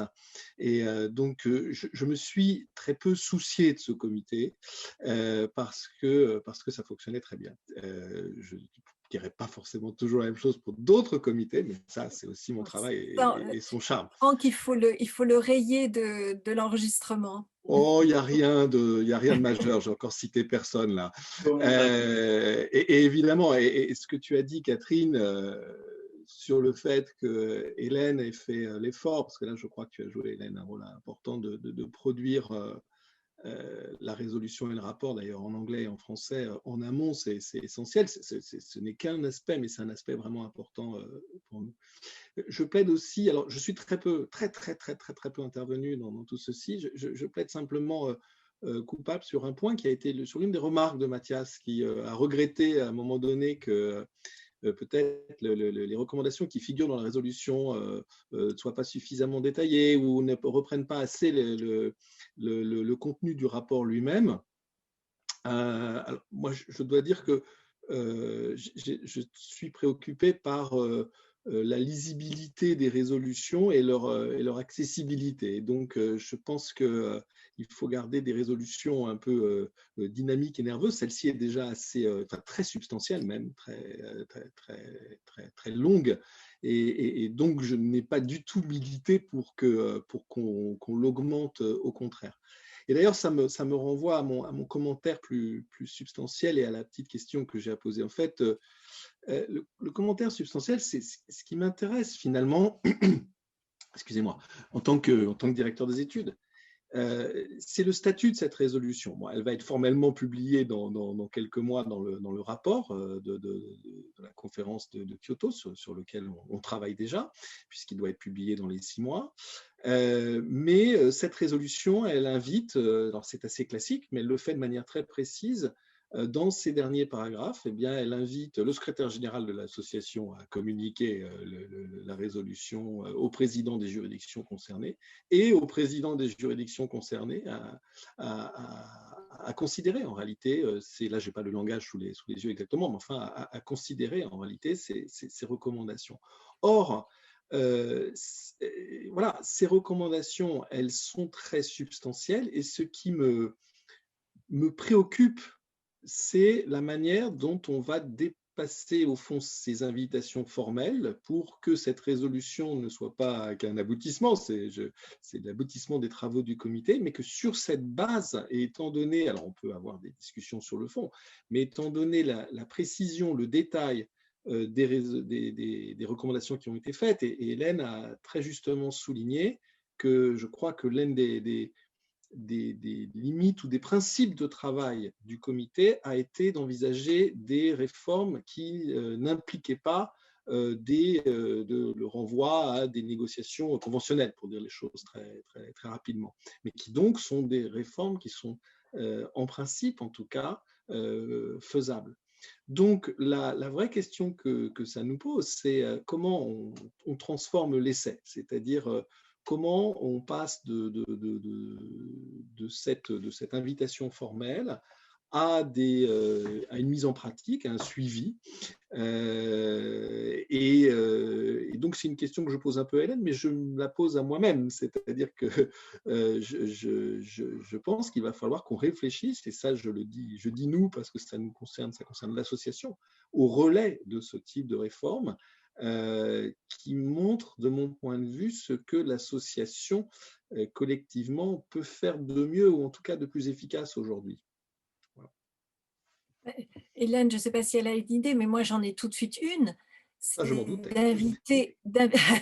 D'inviter les représentants des greffes et des juridictions à une session de discussion sous l'égide de l'ILA et ça, avec en présence de qui veut du comité, des officeuses du comité.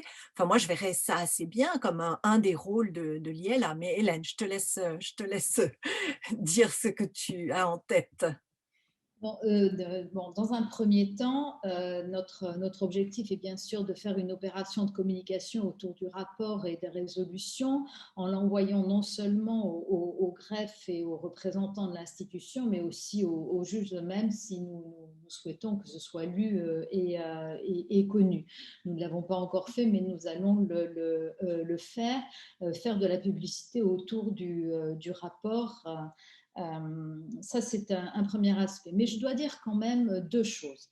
La première, j'ai entendu la proposition que tu faisais, organiser immédiatement une table ronde avec des représentants des institutions et qui voudraient. Encore faut-il que ces gens veuillent accepter de venir parler publiquement de ce sujet, et ça, j'en doute beaucoup.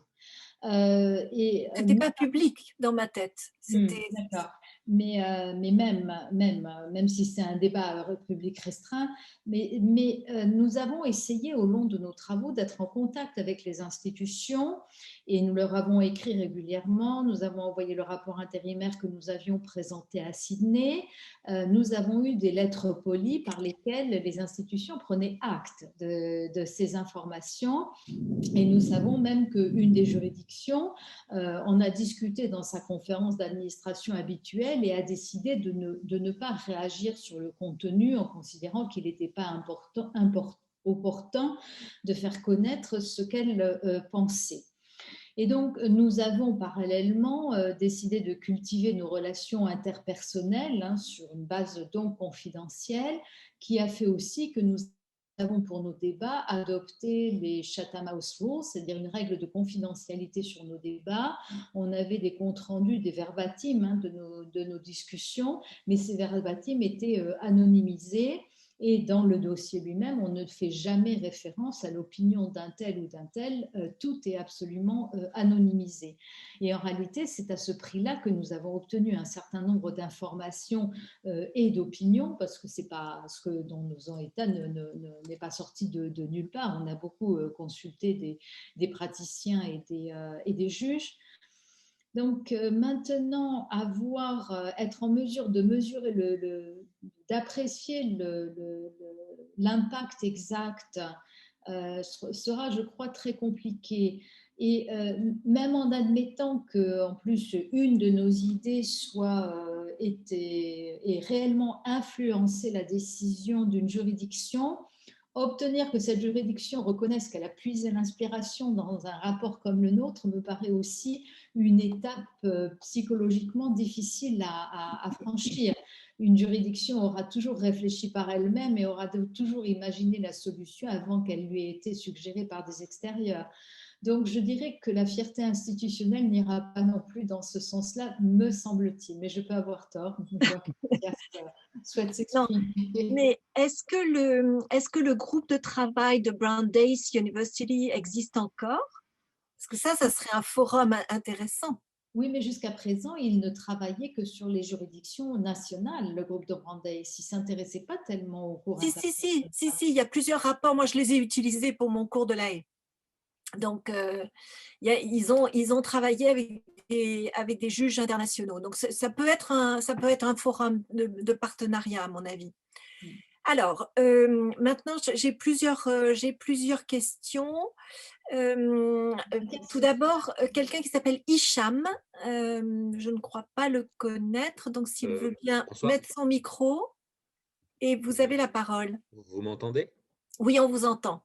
Donc, bonsoir à tous. Tout d'abord, je tiens à vous remercier pour cette réunion très intéressante.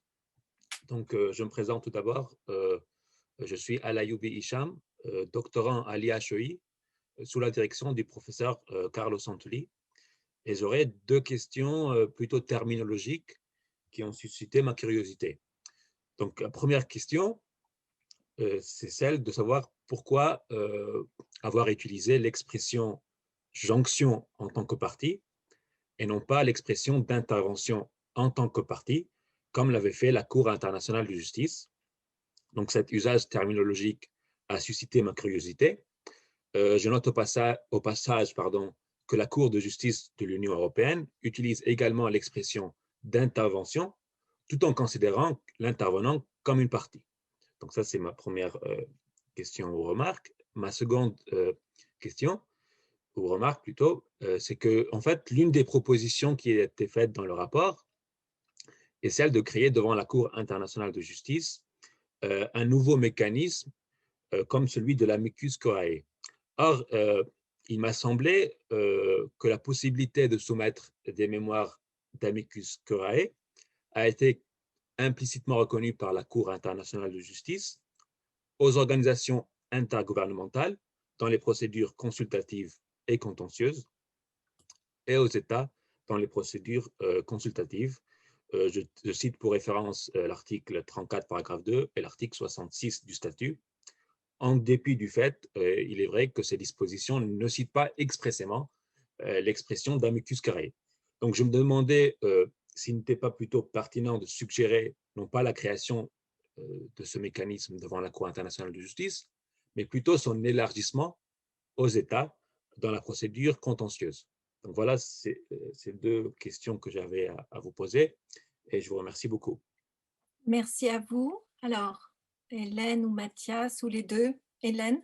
Brièvement sur la jonction en tant que partie, deux éléments de réponse. Un premier élément qui est la traduction et qui fait que le terme a été conservé peut-être sans beaucoup de réflexion, mais en toute hypothèse, sur le fond, vous avez quand même toute cette idée que la distinction que la Cour fait entre intervention en tant que partie et intervention en tant que non-partie sur la base de l'article 62 du statut est une distinction purement jurisprudentielle qui ne convainc pas tout le monde et donc que peut-être on gagnerait à avoir une procédure de jonction comme partie qui permettrait de laisser son intégrité à la procédure d'intervention en tant donc que non partie.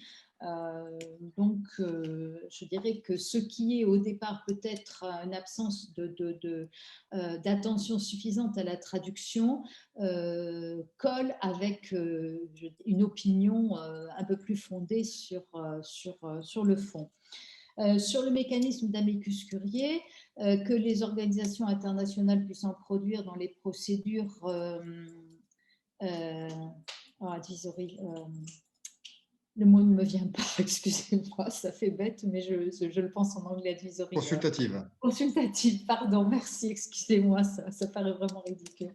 Mais que c'est déjà prévu dans l'instruction de procédure 12, je crois, en tout cas, c'est déjà prévu. Ce dont nous avons vraiment beaucoup discuté, c'est de savoir si on devait aller plus loin dans l'amicus curiae, c'est-à-dire ne l'ouvrir pas seulement aux acteurs publics internationaux, États, organisations internationales, mais l'ouvrir au-delà à d'autres acteurs de la procédure. Donc, on prône déjà l'élargissement d'un certain nombre de choses qui sont possibles. Sur ce plan-là, vous avez raison. Mais au-delà, et c'est une question qui a davantage fait débat et qui a été beaucoup plus controversée dans le comité, de savoir s'il fallait aller plus loin dans l'ouverture de l'amicus devant la Cour internationale de justice. Au bout du compte, ce n'est pas le point de vue qui a prévalu, mais c'est quand même un point de vue qui a été très, très, très largement discuté compte tenu de la complexité des intérêts qui peuvent être en cause devant la Cour, notamment concernant certaines organisations non gouvernementales, mais simplement la difficulté, si on dépasse les catégories d'acteurs internationaux publics comme les États et les organisations internationales, c'est qu'on ne sait plus où poser les limites et on a là un risque de déferlante non maîtrisée. Je ne sais pas si ça répond exactement à vos questions, mais ce sont au moins les éléments de réponse que je peux vous donner dans l'immédiat. Mathias, est-ce que tu veux Oui, dire des mots? sur le deuxième point, peut-être, il y a un vrai paradoxe, une vraie contradiction dans la pratique actuelle. C'est qu'on constate qu'effectivement, pour les procédures consultatives, les États qui ne sont pas directement intéressés par les situations ou les différends portés par la voie consultative sont assez prompts à intervenir. Dans l'affaire du mur, dans l'affaire du Kosovo, on a à chaque fois 20, 25 États, 30 États qui interviennent alors qu'ils ne sont pas directement concernés par la situation. On n'a rien de tel pour le contentieux. Même lorsque la Cour doit, dans un différend entre deux États, interpréter une convention multilatérale, jamais aucun État n'est intervenu, ou très rarement, pour donner sa position sur l'interprétation de la convention multilatérale. Et ça, je crois que c'est un signe quand même que les États refusent de parasiter les différends qui sont portés par deux États devant la Cour, le TIDM ou contentieux. Il y a vraiment une vraie volonté de segmenter les choses et de ne pas intervenir dans les différends qui ne concernent pas directement tel ou tel État. Donc, je ne suis pas très certain qu'il y a vraiment un avenir pour un élargissement d'intervention dans les tribunaux interétatiques. La seule vraie question, je pense, intéressante aujourd'hui, elle est uniquement abordée un peu en passant dans le rapport, c'est le statut de l'Union européenne. Parce qu'à chaque fois qu'une convention multilatérale est en jeu devant la CJ ou le TIDM, l'Union européenne a un droit d'intervention en tant que partie à ces conventions. Et d'ailleurs, si vous regardez les arrêts récents, l'Union européenne a écrit à la Cour pour dire merci de m'avoir prévenu, mais je ne compte pas intervenir dans cette affaire sur tel ou tel point. Donc, il se peut, je ne sais rien, qu'à l'avenir, l'Union européenne soit plus proactive par rapport à certaines conventions. Mais les autres États, certainement pas. Il n'y a pas du tout d'appétit pour ce genre de procédure. Alors, à plus forte raison, ça dissuadera les juridictions interétatiques d'ouvrir le prétoire à des ONG ou à d'autres associations. Merci beaucoup, Mathias. Nicolas Bonucci. Oui, Catherine, merci à tout le monde. J'avais demandé la parole avant que Pierre intervienne, et comme Pierre est intervenu exactement dans le même sens que moi, parce que moi, ce qui m'intéressait beaucoup, c'était de savoir, et après, qu'est-ce qui va arriver de ces recommandations. J'entends ce que tu dis, Hélène. Maintenant, je pense qu'il y a quand même une différence aussi entre le moment où l'institution ou le tribunal, il est demandé au tribunal d'intervenir sur un document en élaboration. La réaction est peut-être un peu plus ouverte maintenant que le travail est finalisé. Je pense qu'il ne faut pas enterrer totalement la possibilité d'avoir non pas un dialogue public, mais un dialogue peut-être un peu plus transparent maintenant que le travail, de toute façon, il est là, la recommandation existe. Et donc, je pense qu'il y a peut-être une marge de manœuvre. Parce que moi, ça me semble quand même important. Finalement, ces 3 ans de travail, il ne faut pas que ces recommandations restent… Alors, si elles restent lettres mortes parce qu'elles ne sont pas suivies, parce qu'on ne veut pas les suivre, c'est tout à fait normal et légitime. Mais je pense qu'il appartient à l'AILA d'essayer d'être proactive et un peu créative. Et alors, je voudrais en profiter pour rebondir sur 2 points que Mathias a soulevés, et par rapport à la diversité et ensuite à la question peut-être un peu sous-jacente justement d'audience physique, audience présentielle que j'ai entendue. Alors, sur la diversité, moi je ne suis pas un fan de l'uniformité, mais je ne suis pas non plus un fan de la diversité. Je pense que la diversité, elle a un sens si elle est assumée et si elle a été conçue comme telle. Mais je n'en suis pas du tout convaincu que ce soit le cas. Je pense que la diversité est aussi le fruit d'accidents de l'histoire qui font que, voilà, on a choisi une option dans cadre et une autre dans l'autre. Donc, je pense que la diversité par elle-même n'est pas forcément non plus une garantie en tant que telle. Et par rapport à l'argumentaire qui a été fait tout à l'heure sur la difficulté pour les États de comprendre les procédures, plus les procédures sont différentes et plus les États, notamment ceux moins développés, sont confrontés à une difficulté réelle. Donc, je pense quand même qu'il y a des arguments forts en faveur, non pas d'une uniformité, mais d'une certaine harmonisation. Et pour rester sur ce point des États et du caractère équitable ou non équitable de ces procédures, j'étais un peu étonné, Mathias, de t'entendre un grand défenseur des audiences, de la haie. Alors, je comprends l'aspect symbolique. D'un autre côté, pour un pays, un petit pays d'une île du Pacifique, par exemple, s'il a un contentieux de droit de la mer et qui peut éviter de se rendre à Hambourg ou de devoir envoyer plusieurs personnes à Hambourg et faire des choses en virtuel, je pense que ça renforce les petits pays. Ça donne une possibilité aux petits pays peut-être d'être moins intimidés, et pas seulement pour des raisons de procédure, mais aussi des raisons de fond et des raisons financières. Donc, je pense quand même qu'il y a, de toute façon, qu'on le veuille ou pas, ce que nous sommes en train de vivre là, ça ne va pas disparaître après le Covid, hein. Donc, de toute façon, l'évolution vers quelque chose qui est soit plus virtuel ou en tout cas plus hybride, je pense que c'est quelque chose qui est une tendance lourde qui va rester après le Covid pour toute une série de raisons, parce qu'en effet, il y a des raisons financières, il y a des raisons environnementales et toute autre raison. Et donc, je pense que, je sais que Hélène ne s'est pas interrogée sur ça, mais je pense qu'il y aura un impact important dans le futur, dans tous ces tribunaux, sur cette façon de gérer les audiences. Excusez-moi pour avoir été un peu long. Non, non, merci Nicolas. Alors, est-ce que… Oui, Hélène?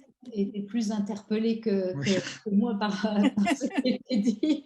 Donc, je pourrais compléter ces remarques, mais je pense qu'il lui appartient de répondre d'abord. Alors, Mathias. Merci Nicolas pour ces remarques. Encore une fois, je n'ai pas de parti pris définitif et c'est aussi pour tester ces propositions que j'ai poussé dans leur retranchement certaines de celles-ci. Je pense quand même que sur le virtuel, encore une fois, je reviens au fait que les contentieux interétatiques, il y a toujours quand même une forte charge diplomatique et que les États veulent donner une visibilité à leurs affaires. Et on ne donne pas de visibilité à une affaire lorsqu'elle a lieu en virtuel. Pour beaucoup d'affaires devant la CIJ, le jour d'ouverture des audiences, on a beaucoup de journalistes, on a des banderoles, des gens qui viennent manifester, qui viennent protester. On n'a sans doute pas ça à l'ORD, ça je conçois très bien. Donc le virtuel, de ce point de vue-là, il n'est pas vu par certains États comme étant suffisamment représentatif de l'importance qu'eux accordent à leur affaire. Par ailleurs, les États doivent rendre des comptes aux opinions publiques. Et une audience virtuelle, c'est un moyen aussi de rendre davantage public ce qu'on est en train de faire au nom de l'État dans tel ou tel procès. Le virtuel, c'est sans doute plus compliqué. Alors, je passe ensuite sur toutes les difficultés logistiques. C'est extrêmement compliqué à organiser dans le cas d'interétatique des audiences virtuelles. J'en ai l'expérience en septembre dernier et c'est beaucoup de temps perdu. Et pour prendre l'exemple de l'île du Pacifique, de toute manière, il faudra que les conseils voyagent pour aller épauler les représentants de l'État dans l'île du Pacifique qui s'allie de manière virtuelle. Donc le coût, au fond, est identique. Je ne crois pas tellement qu'il y ait une différence de coût sur ce point. Merci bien. Alors, j'ai une demande de parole de Raymond Djolgou, que je ne vois plus sur mon écran. Ah oui, voilà. je suis là. Eh bien, vous êtes là. Alors, parfait. On vous écoute. Merci pour la parole. Je suis Raymond Djolgou et je suis doctorant contractuel en droit international des investissements, droit international de l'environnement à l'Université de Paris, ex-Paris Descartes, et je suis sous la direction du professeur Oliviera Boskovic. Ma question porte sur la temporalité. Alors, une question avait été posée là-dessus. Moi, j'aimerais demander au professeur Forteau si il peut nous donner sa position voilà, sur ce phénomène. Est-ce que la temporalité, la lenteur du moins des procédures doit être un objectif voilà, qu'il faut rechercher afin de décourager les parties, voilà, de sorte à les entraîner à faire recours à une procédure alternative de règlement des différends, ou cette lenteur doit être un résultat inévitable, voilà, dont on doit rechercher les avantages, comme voilà, le recours à un mode alternatif de règlement des différends. Merci. Mathias, tu es directement interpellé. Merci pour cette question. La difficulté, c'est qu'il n'y a pas de réponse univoque en fait, à cette question. Il y a des affaires pour lesquelles ce sera légitime que les juges cherchent à accélérer la procédure parce que l'affaire est assez simple à leurs yeux et qu'il y a une volonté des parties d'aller vite. Il y a d'autres affaires où, au contraire, peut-être que les juridictions auront le sentiment que diplomatiquement, il serait peut-être opportun de ne pas forcément accélérer les choses. Ce que je veux dire simplement, c'est que si on rigidifie trop les choses dans les règlements de procédure, on perd éventuellement ces leviers. Tandis que l'avantage d'une procédure un peu plus discrétionnaire, où le président reçoit les parties, on discute des délais éventuels pour les pièces de procédure écrites, ça permet d'introduire dans le processus ces éléments-là. Mais encore une fois, ce n'est pas une position définitive. Je conçois très bien qu'on veuille aussi accélérer la procédure, parce que si on accélère les procédures, ça permet aussi aux juges de traiter plus d'affaires en même temps, et donc la justice est mieux rendue en plan quantitatif. Donc, c'est important aussi. Je me permets de lever la main Oui. pour faire 2 ou 3 réflexions politiquement incorrectes dans nos mais c'est apparu pendant nos débats du comité, donc je vais en faire état. Tout ce qu'on dit jusqu'à présent est à la fois parfaitement lisse et parfaitement légitime.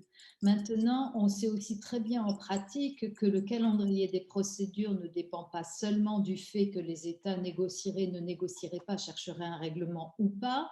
On sait aussi qu'il y a un certain nombre de cas, et c'est là que notre perspective holistique était également intéressante, où les affaires prennent du retard parce que soit les conseils, soit les juges sont trop occupés et ne sont pas nécessairement occupés à ce qui est leur cœur de métier. Ça peut être parce qu'ils ont trop d'affaires, ça peut être parce qu'ils font du double hatting, ça peut être qu'ils ont plusieurs casquettes, qu'ils ont des pratiques parallèles hautement rémunératrices. Il y a aussi une dimension éthique à cette problématique de la temporalité, c'est-à-dire que si les gens se consacraient à leur cœur de métier à titre essentiel pour ce qu'ils sont censés faire, un certain nombre d'affaires iraient plus vite. Et ça n'est pas du tout incompatible avec ce que tu disais et avec lequel je suis d'accord, qu'il faut laisser à la diplomatie le temps dont elle a besoin pour aboutir, parce qu'au bout du compte, nous savons tous en tant que juristes qu'un bon accord vaut mieux qu'un mauvais procès. Ce genre de choses reste tout à fait vrai. Mais il y a quand même quelques variables que j'ai qualifiées de politiquement incorrectes, mais qui existent aussi, qu'il est utile de rappeler. La gestion du temps dépend aussi de ça. Nous avons tous vu des procédures qui ont dû être différées parce que pour Covid, disons, pour faire court, et où il est impossible de trouver un calendrier de remplacement parce que tel ou tel est occupé pendant les 12 prochains mois. Et c'est le cas des conseils. Donc, j'aimerais, ça, ce sont des données qu'on n'a pas réussi à avoir par définition parce que c'est très compliqué. Mais j'aimerais savoir dans combien de cas la fixation du calendrier dépend non pas ni de la disposition des États avancés de la procédure, ni de la possibilité de la Cour d'avancer de la procédure, mais de l'absence de disponibilité des conseils ou de certains juges. Et c'est quand même une variable qui n'est pas totalement négligeable. Et si l'on police les comportements de ce point de vue-là, on obtiendra peut-être aussi une amélioration sur la temporalité sans introduire les changements qui peuvent déranger. Poser la question, c'est y répondre. Merci Hélène. Alors, j'ai Arnaud de Nanteuil qui a demandé la parole et ensuite Daniel Muller. Non, simplement, c'est une question très succincte et probablement un peu hors sujet, je m'en excuse aussi par avance, inspirée par les réflexions de Mathias, mais plutôt adressée à Hélène Ruiz-Fabry, qui est, parce qu'on parle un peu de la légitimité, de l'adhésion, etc., des États, de toute la symbolique autour de la procédure, ce qui en fait revient à la question aussi de l'adhésion des États à la procédure, ce qui en fait m'inspire la question suivante au sujet de la mise en œuvre des décisions et leur exécution. Et en fait, je voulais savoir si dans les débats du comité, dans les travaux du comité, la question de la mise en œuvre avait été abordée, notamment la question du... Alors, peut-être pas dans l'OMC, parce que dans l'OMC, on a quand même un suivi, une procédure qui est bien connue, mais la question de savoir si on a des statistiques ou des éléments qui permettent de dire dans quelle mesure les arrêts de la CIJ, du TIDM sont mis en œuvre par les États et si ce paramètre-là avait été pris en compte dans la procédure. Parce que voilà, plus la procédure est bonne, plus elle paraît légitime, plus elle est légitime, plus l'État va adhérer, plus il va adhérer, plus il va exécuter. C'est-à-dire, on est au-delà du droit. Là, évidemment, il y a une obligation d'exécuter, mais derrière, il y a une réalité politique, économique, etc. qu'on sait. Et je voulais juste savoir, voilà, c'est une question assez ouverte, savoir si ce paramètre-là avait été pris en compte, parce que souvent, en tout cas, moi, j'ai l'impression que nous, juristes, on s'arrête à la décision, quoi. On a l'arrêt de la CIJ, on a le rapport de l'ORD, on est content, très bien, il est très beau, il reprend la jurisprudence passée, ou il ne le reprend pas, ou on n'est pas content. Et puis voilà, on passe à l'affaire suivante. Donc, est-ce que cette question-là a été prise en compte, et si oui, comment? Oui, ça a été pris en compte. Si vous regardez la liste des questions que le comité a considérées, mais en définitive pas traitées en profondeur, vous y verrez la question de l'exécution de décisions de justice. Lors de la première réunion du comité en janvier, je pense que c'était 2017 à Londres, nous avions constitué plusieurs groupes de travail, et donc il y a eu un groupe de travail du comité qui a, pendant plus de 6 mois, creusé cette question de l'exécution. Et puis finalement, nous avons renoncé à l'incorporer dans le rapport pour les raisons plus générales qui sont que dans la plupart des cas, l'exécution des décisions implique bien plus que la juridiction elle-même, implique des organes politiques. Et même s'il existe une tendance dans certaines cours à devenir de plus en plus intrusive en ce qui concerne l'exécution de leurs décisions, c'est notamment le cas des cours de droits de l'homme, au plan interétatique, il n'y a pas de mouvement aussi net. Donc, c'est en définitive un sujet que nous avons délaissé, faute, à notre avis, de pouvoir y apporter quelque chose de déterminant. Mais par feedback, on l'a quand même pris en compte parce que le comité n'était pas naïf et était tout à fait conscient que parfois pousser les feux pour de l'efficacité procédurale pour obtenir une décision finale pouvait compromettre une bonne exécution. Et on a tenu compte de l'existence d'un certain nombre de cas où les décisions n'étaient pas exécutées, même longtemps après, comme dans l'affaire Cameroun-Nigeria, par exemple, pour aussi penser l'amélioration de la procédure. Mais le sujet lui-même, finalement, après avoir été considéré pendant près d'une année par le comité, a été laissé de côté en ce qui concerne le rapport final pour se concentrer sur les sujets que j'ai évoqués. Alors, on va passer la parole à Daniel Müller. Oui, merci beaucoup, Madame la professeure. En fait, j'avais une question. Hélène vient d'en parler, en fait, justement, sur cette liste des questions qui sont à la fin, qui n'ont pas été traitées ou on n'a pas eu de compromis. Donc, il y a eu un point qui m'a un peu surpris, c'est la question des chambres. Parce que là, je trouve qu'on fait un peu un mauvais procès aux juridictions qui ont établi des chambres spécifiques. La Cour internationale de justice, on a plusieurs. Mais finalement, c'est la faute des parties qui ne sont pas utilisées. Souvent, les parties, comme Mathias l'a dit, c'est tout le prestige d'être devant la cour, d'être dans la grande salle, devant la cour en entier. Donc, c'est très compliqué, en fait, de convaincre les parties d'aller devant des chambres plutôt que devant la cour, indépendamment de la question du calendrier, parce qu'effectivement, le calendrier de la chambre est souvent aussi influencé par le calendrier de la formation plénière. Mais c'est le dernier point qui m'a un peu frappé, enfin l'avant-dernier point, je pense, sur enfin les deux derniers points en fin de compte. Donc, premièrement, la question de la limitation des audiences et des plaidoiries écrites dans le cadre de l'arbitrage, où là, visiblement, le comité n'a pas trouvé un compromis. Et je trouve ça surprenant parce que c'est surtout dans l'arbitrage où c'est peut-être plus facile d'imposer des limites aux parties, tout simplement parce que ça coûte de l'argent aux parties.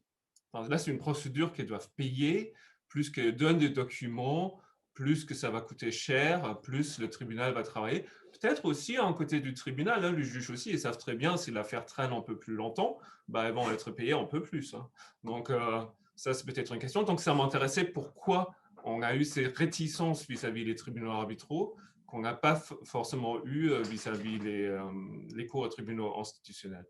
Et la même chose, c'est d'ailleurs vrai sur le rôle d'autres personnes que les juges dans la rédaction de jugement. Hein. Donc là, on ne parle que des assistants des tribunaux arbitraux, parce que le problème s'est posé ou a été relevé. Mais enfin, c'est un peu la même chose devant la cour, où certainement le personnel du CREF joue un rôle très important pendant la rédaction, au moins certaines parties de l'arrêt. Donc là, c'est pareil, enfin, il y a un peu une réticence par rapport à les uns qu'il n'y a pas eu par les autres, et j'aime bien savoir pourquoi. Merci bien. Hélène? Oui, sur les chambres, comme on l'a dit, rien de net ne se dégageait des travaux du comité. Plutôt le constat un recours accru aux chambres pourrait, je dirais, accroître l'efficacité des juridictions, mais que les États n'en voulaient pas, ne l'utilisent pas. Donc, vous ne voyez pas très bien en définitive, l'intérêt d'essayer de faire un effort pour promouvoir les chambres, alors que, effectivement, les États ne sont pas intéressés par cette formation de jugement pour des raisons que tu as toi-même exposées et qui sont relativement bien identifiées. Je pense qu'en définitive, l'impression qui a prévalu dans le comité, encore une fois, comprenez bien, quand je donne ces explications, je donne une explication collective et pas forcément mon opinion. L'opinion qui a prévalu dans le comité, c'est qu'en définitive, on perdait du temps sur une réforme procédurale qui ne serait pas utile parce que pas utilisée. Donc, pour les chambres, je pense que c'est comme ça qu'on peut l'expliquer. Ce n'est pas faute d'avoir des idées, parce que des idées, il y en avait et il y en a toujours. Sur la limitation des plaidoiries dans les tribunaux arbitraux, je pense que la vision, de façon générale, va évoluer assez vite sur ce plan-là. Je suis d'accord avec ce que disait Nicolas Bonucci tout à l'heure. Je suis tout à fait consciente que les audiences virtuelles sont beaucoup plus compliquées que les audiences physiques et posent de très nombreux problèmes, y compris de sécurité, comme ça a été signalé par un commentateur dans le chat. Tout ça, j'en suis parfaitement consciente. Et en même temps, comme on ne va pas se défaire demain des problèmes qu'on a, on va s'habituer à fonctionner sur ce mode-là. Mais en ce qui concerne l'arbitrage et la limitation des audiences, le point de vue enfin, je veux dire, une chose qui se produit, c'est que les procédures écrites gagnent de l'importance. On le voit dans des juridictions, alors on ne le voit peut-être pas encore à la Cour internationale de justice, mais dans des juridictions comme la Cour de justice de l'Union européenne, ça devient de plus en plus spectaculaire. On élimine de plus en plus les audiences orales pour pouvoir faire tourner la juridiction, pour qu'elle puisse rendre des décisions, pour qu'elle puisse vider son rôle. Qui ne se remplissent pas de centaines d'affaires, parce que la Cour de justice, c'est à peu près 700 à 800 affaires par an. Et donc, on va aller faire des procédures de plus en plus écrites. Donc, je pense que les choses vont se faire dans le sens de limiter les audiences orales. Mais cette limitation des audiences orales, elle ne peut pas avoir lieu si elle ne s'accompagne pas d'une prise en main des pouvoirs d'instruction par les juridictions, qu'elles soient juridictions permanentes ou juridictions arbitrales, qui vont instruire les affaires de façon à canaliser ces audiences et de façon à ce que les parties y parlent essentiellement de ce qui reste à régler et non pas de toute l'affaire comme ça se produit encore aujourd'hui. Alors, je ne suis pas sûre de répondre entièrement à ta question sur ce plan-là, mais ça a été la logique de la réflexion au sein du comité à cet égard. Mathias, quelques mots de complément. On arrive à la fin, là. Donc, ça ne peut être que bref. Oui, juste pour dire que Hélène nous promet un avenir heureux tous sur écran. Avec le visage, j'exagère. Non. Pas heureux, je dirais, c'est factuel. C'est factuel, mais je pense qu'il faut, bon, c'est une position très personnelle, mais je pense qu'il faut lutter à tout prix contre ça.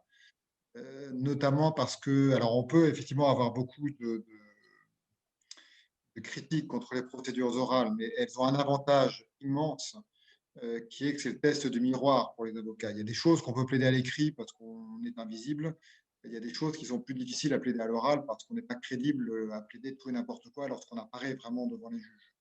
Et donc, de ce point de vue-là, les audiences sont vraiment cruciales et je suis malheureux d'apprendre que devant la CJUE, ça a l'air d'être en perte de vitesse. Après, je suis encore une fois entièrement d'accord avec toi sur le pouvoir d'instruction qui doit à tout prix être renforcé. Sans doute la clé du processus.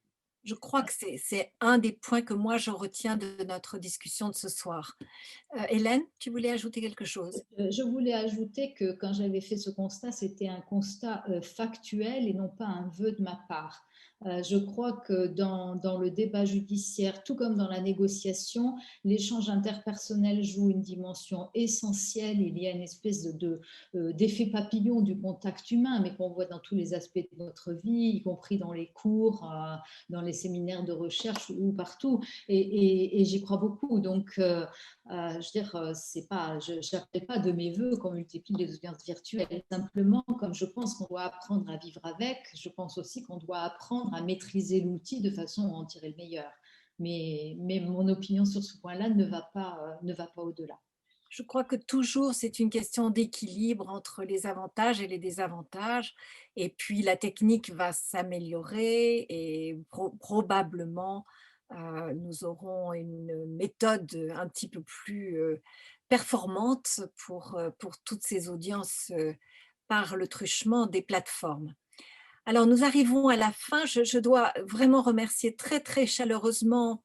Et si je vois bien ce qui a été écrit dans la conversation, toutes les personnes qui ont dû partir avant, ça a été des regrets, des regrets, des regrets de devoir partir avant la fin de nos débats. Merci beaucoup Hélène, merci beaucoup Mathias. Ce fut vraiment une très intéressante discussion.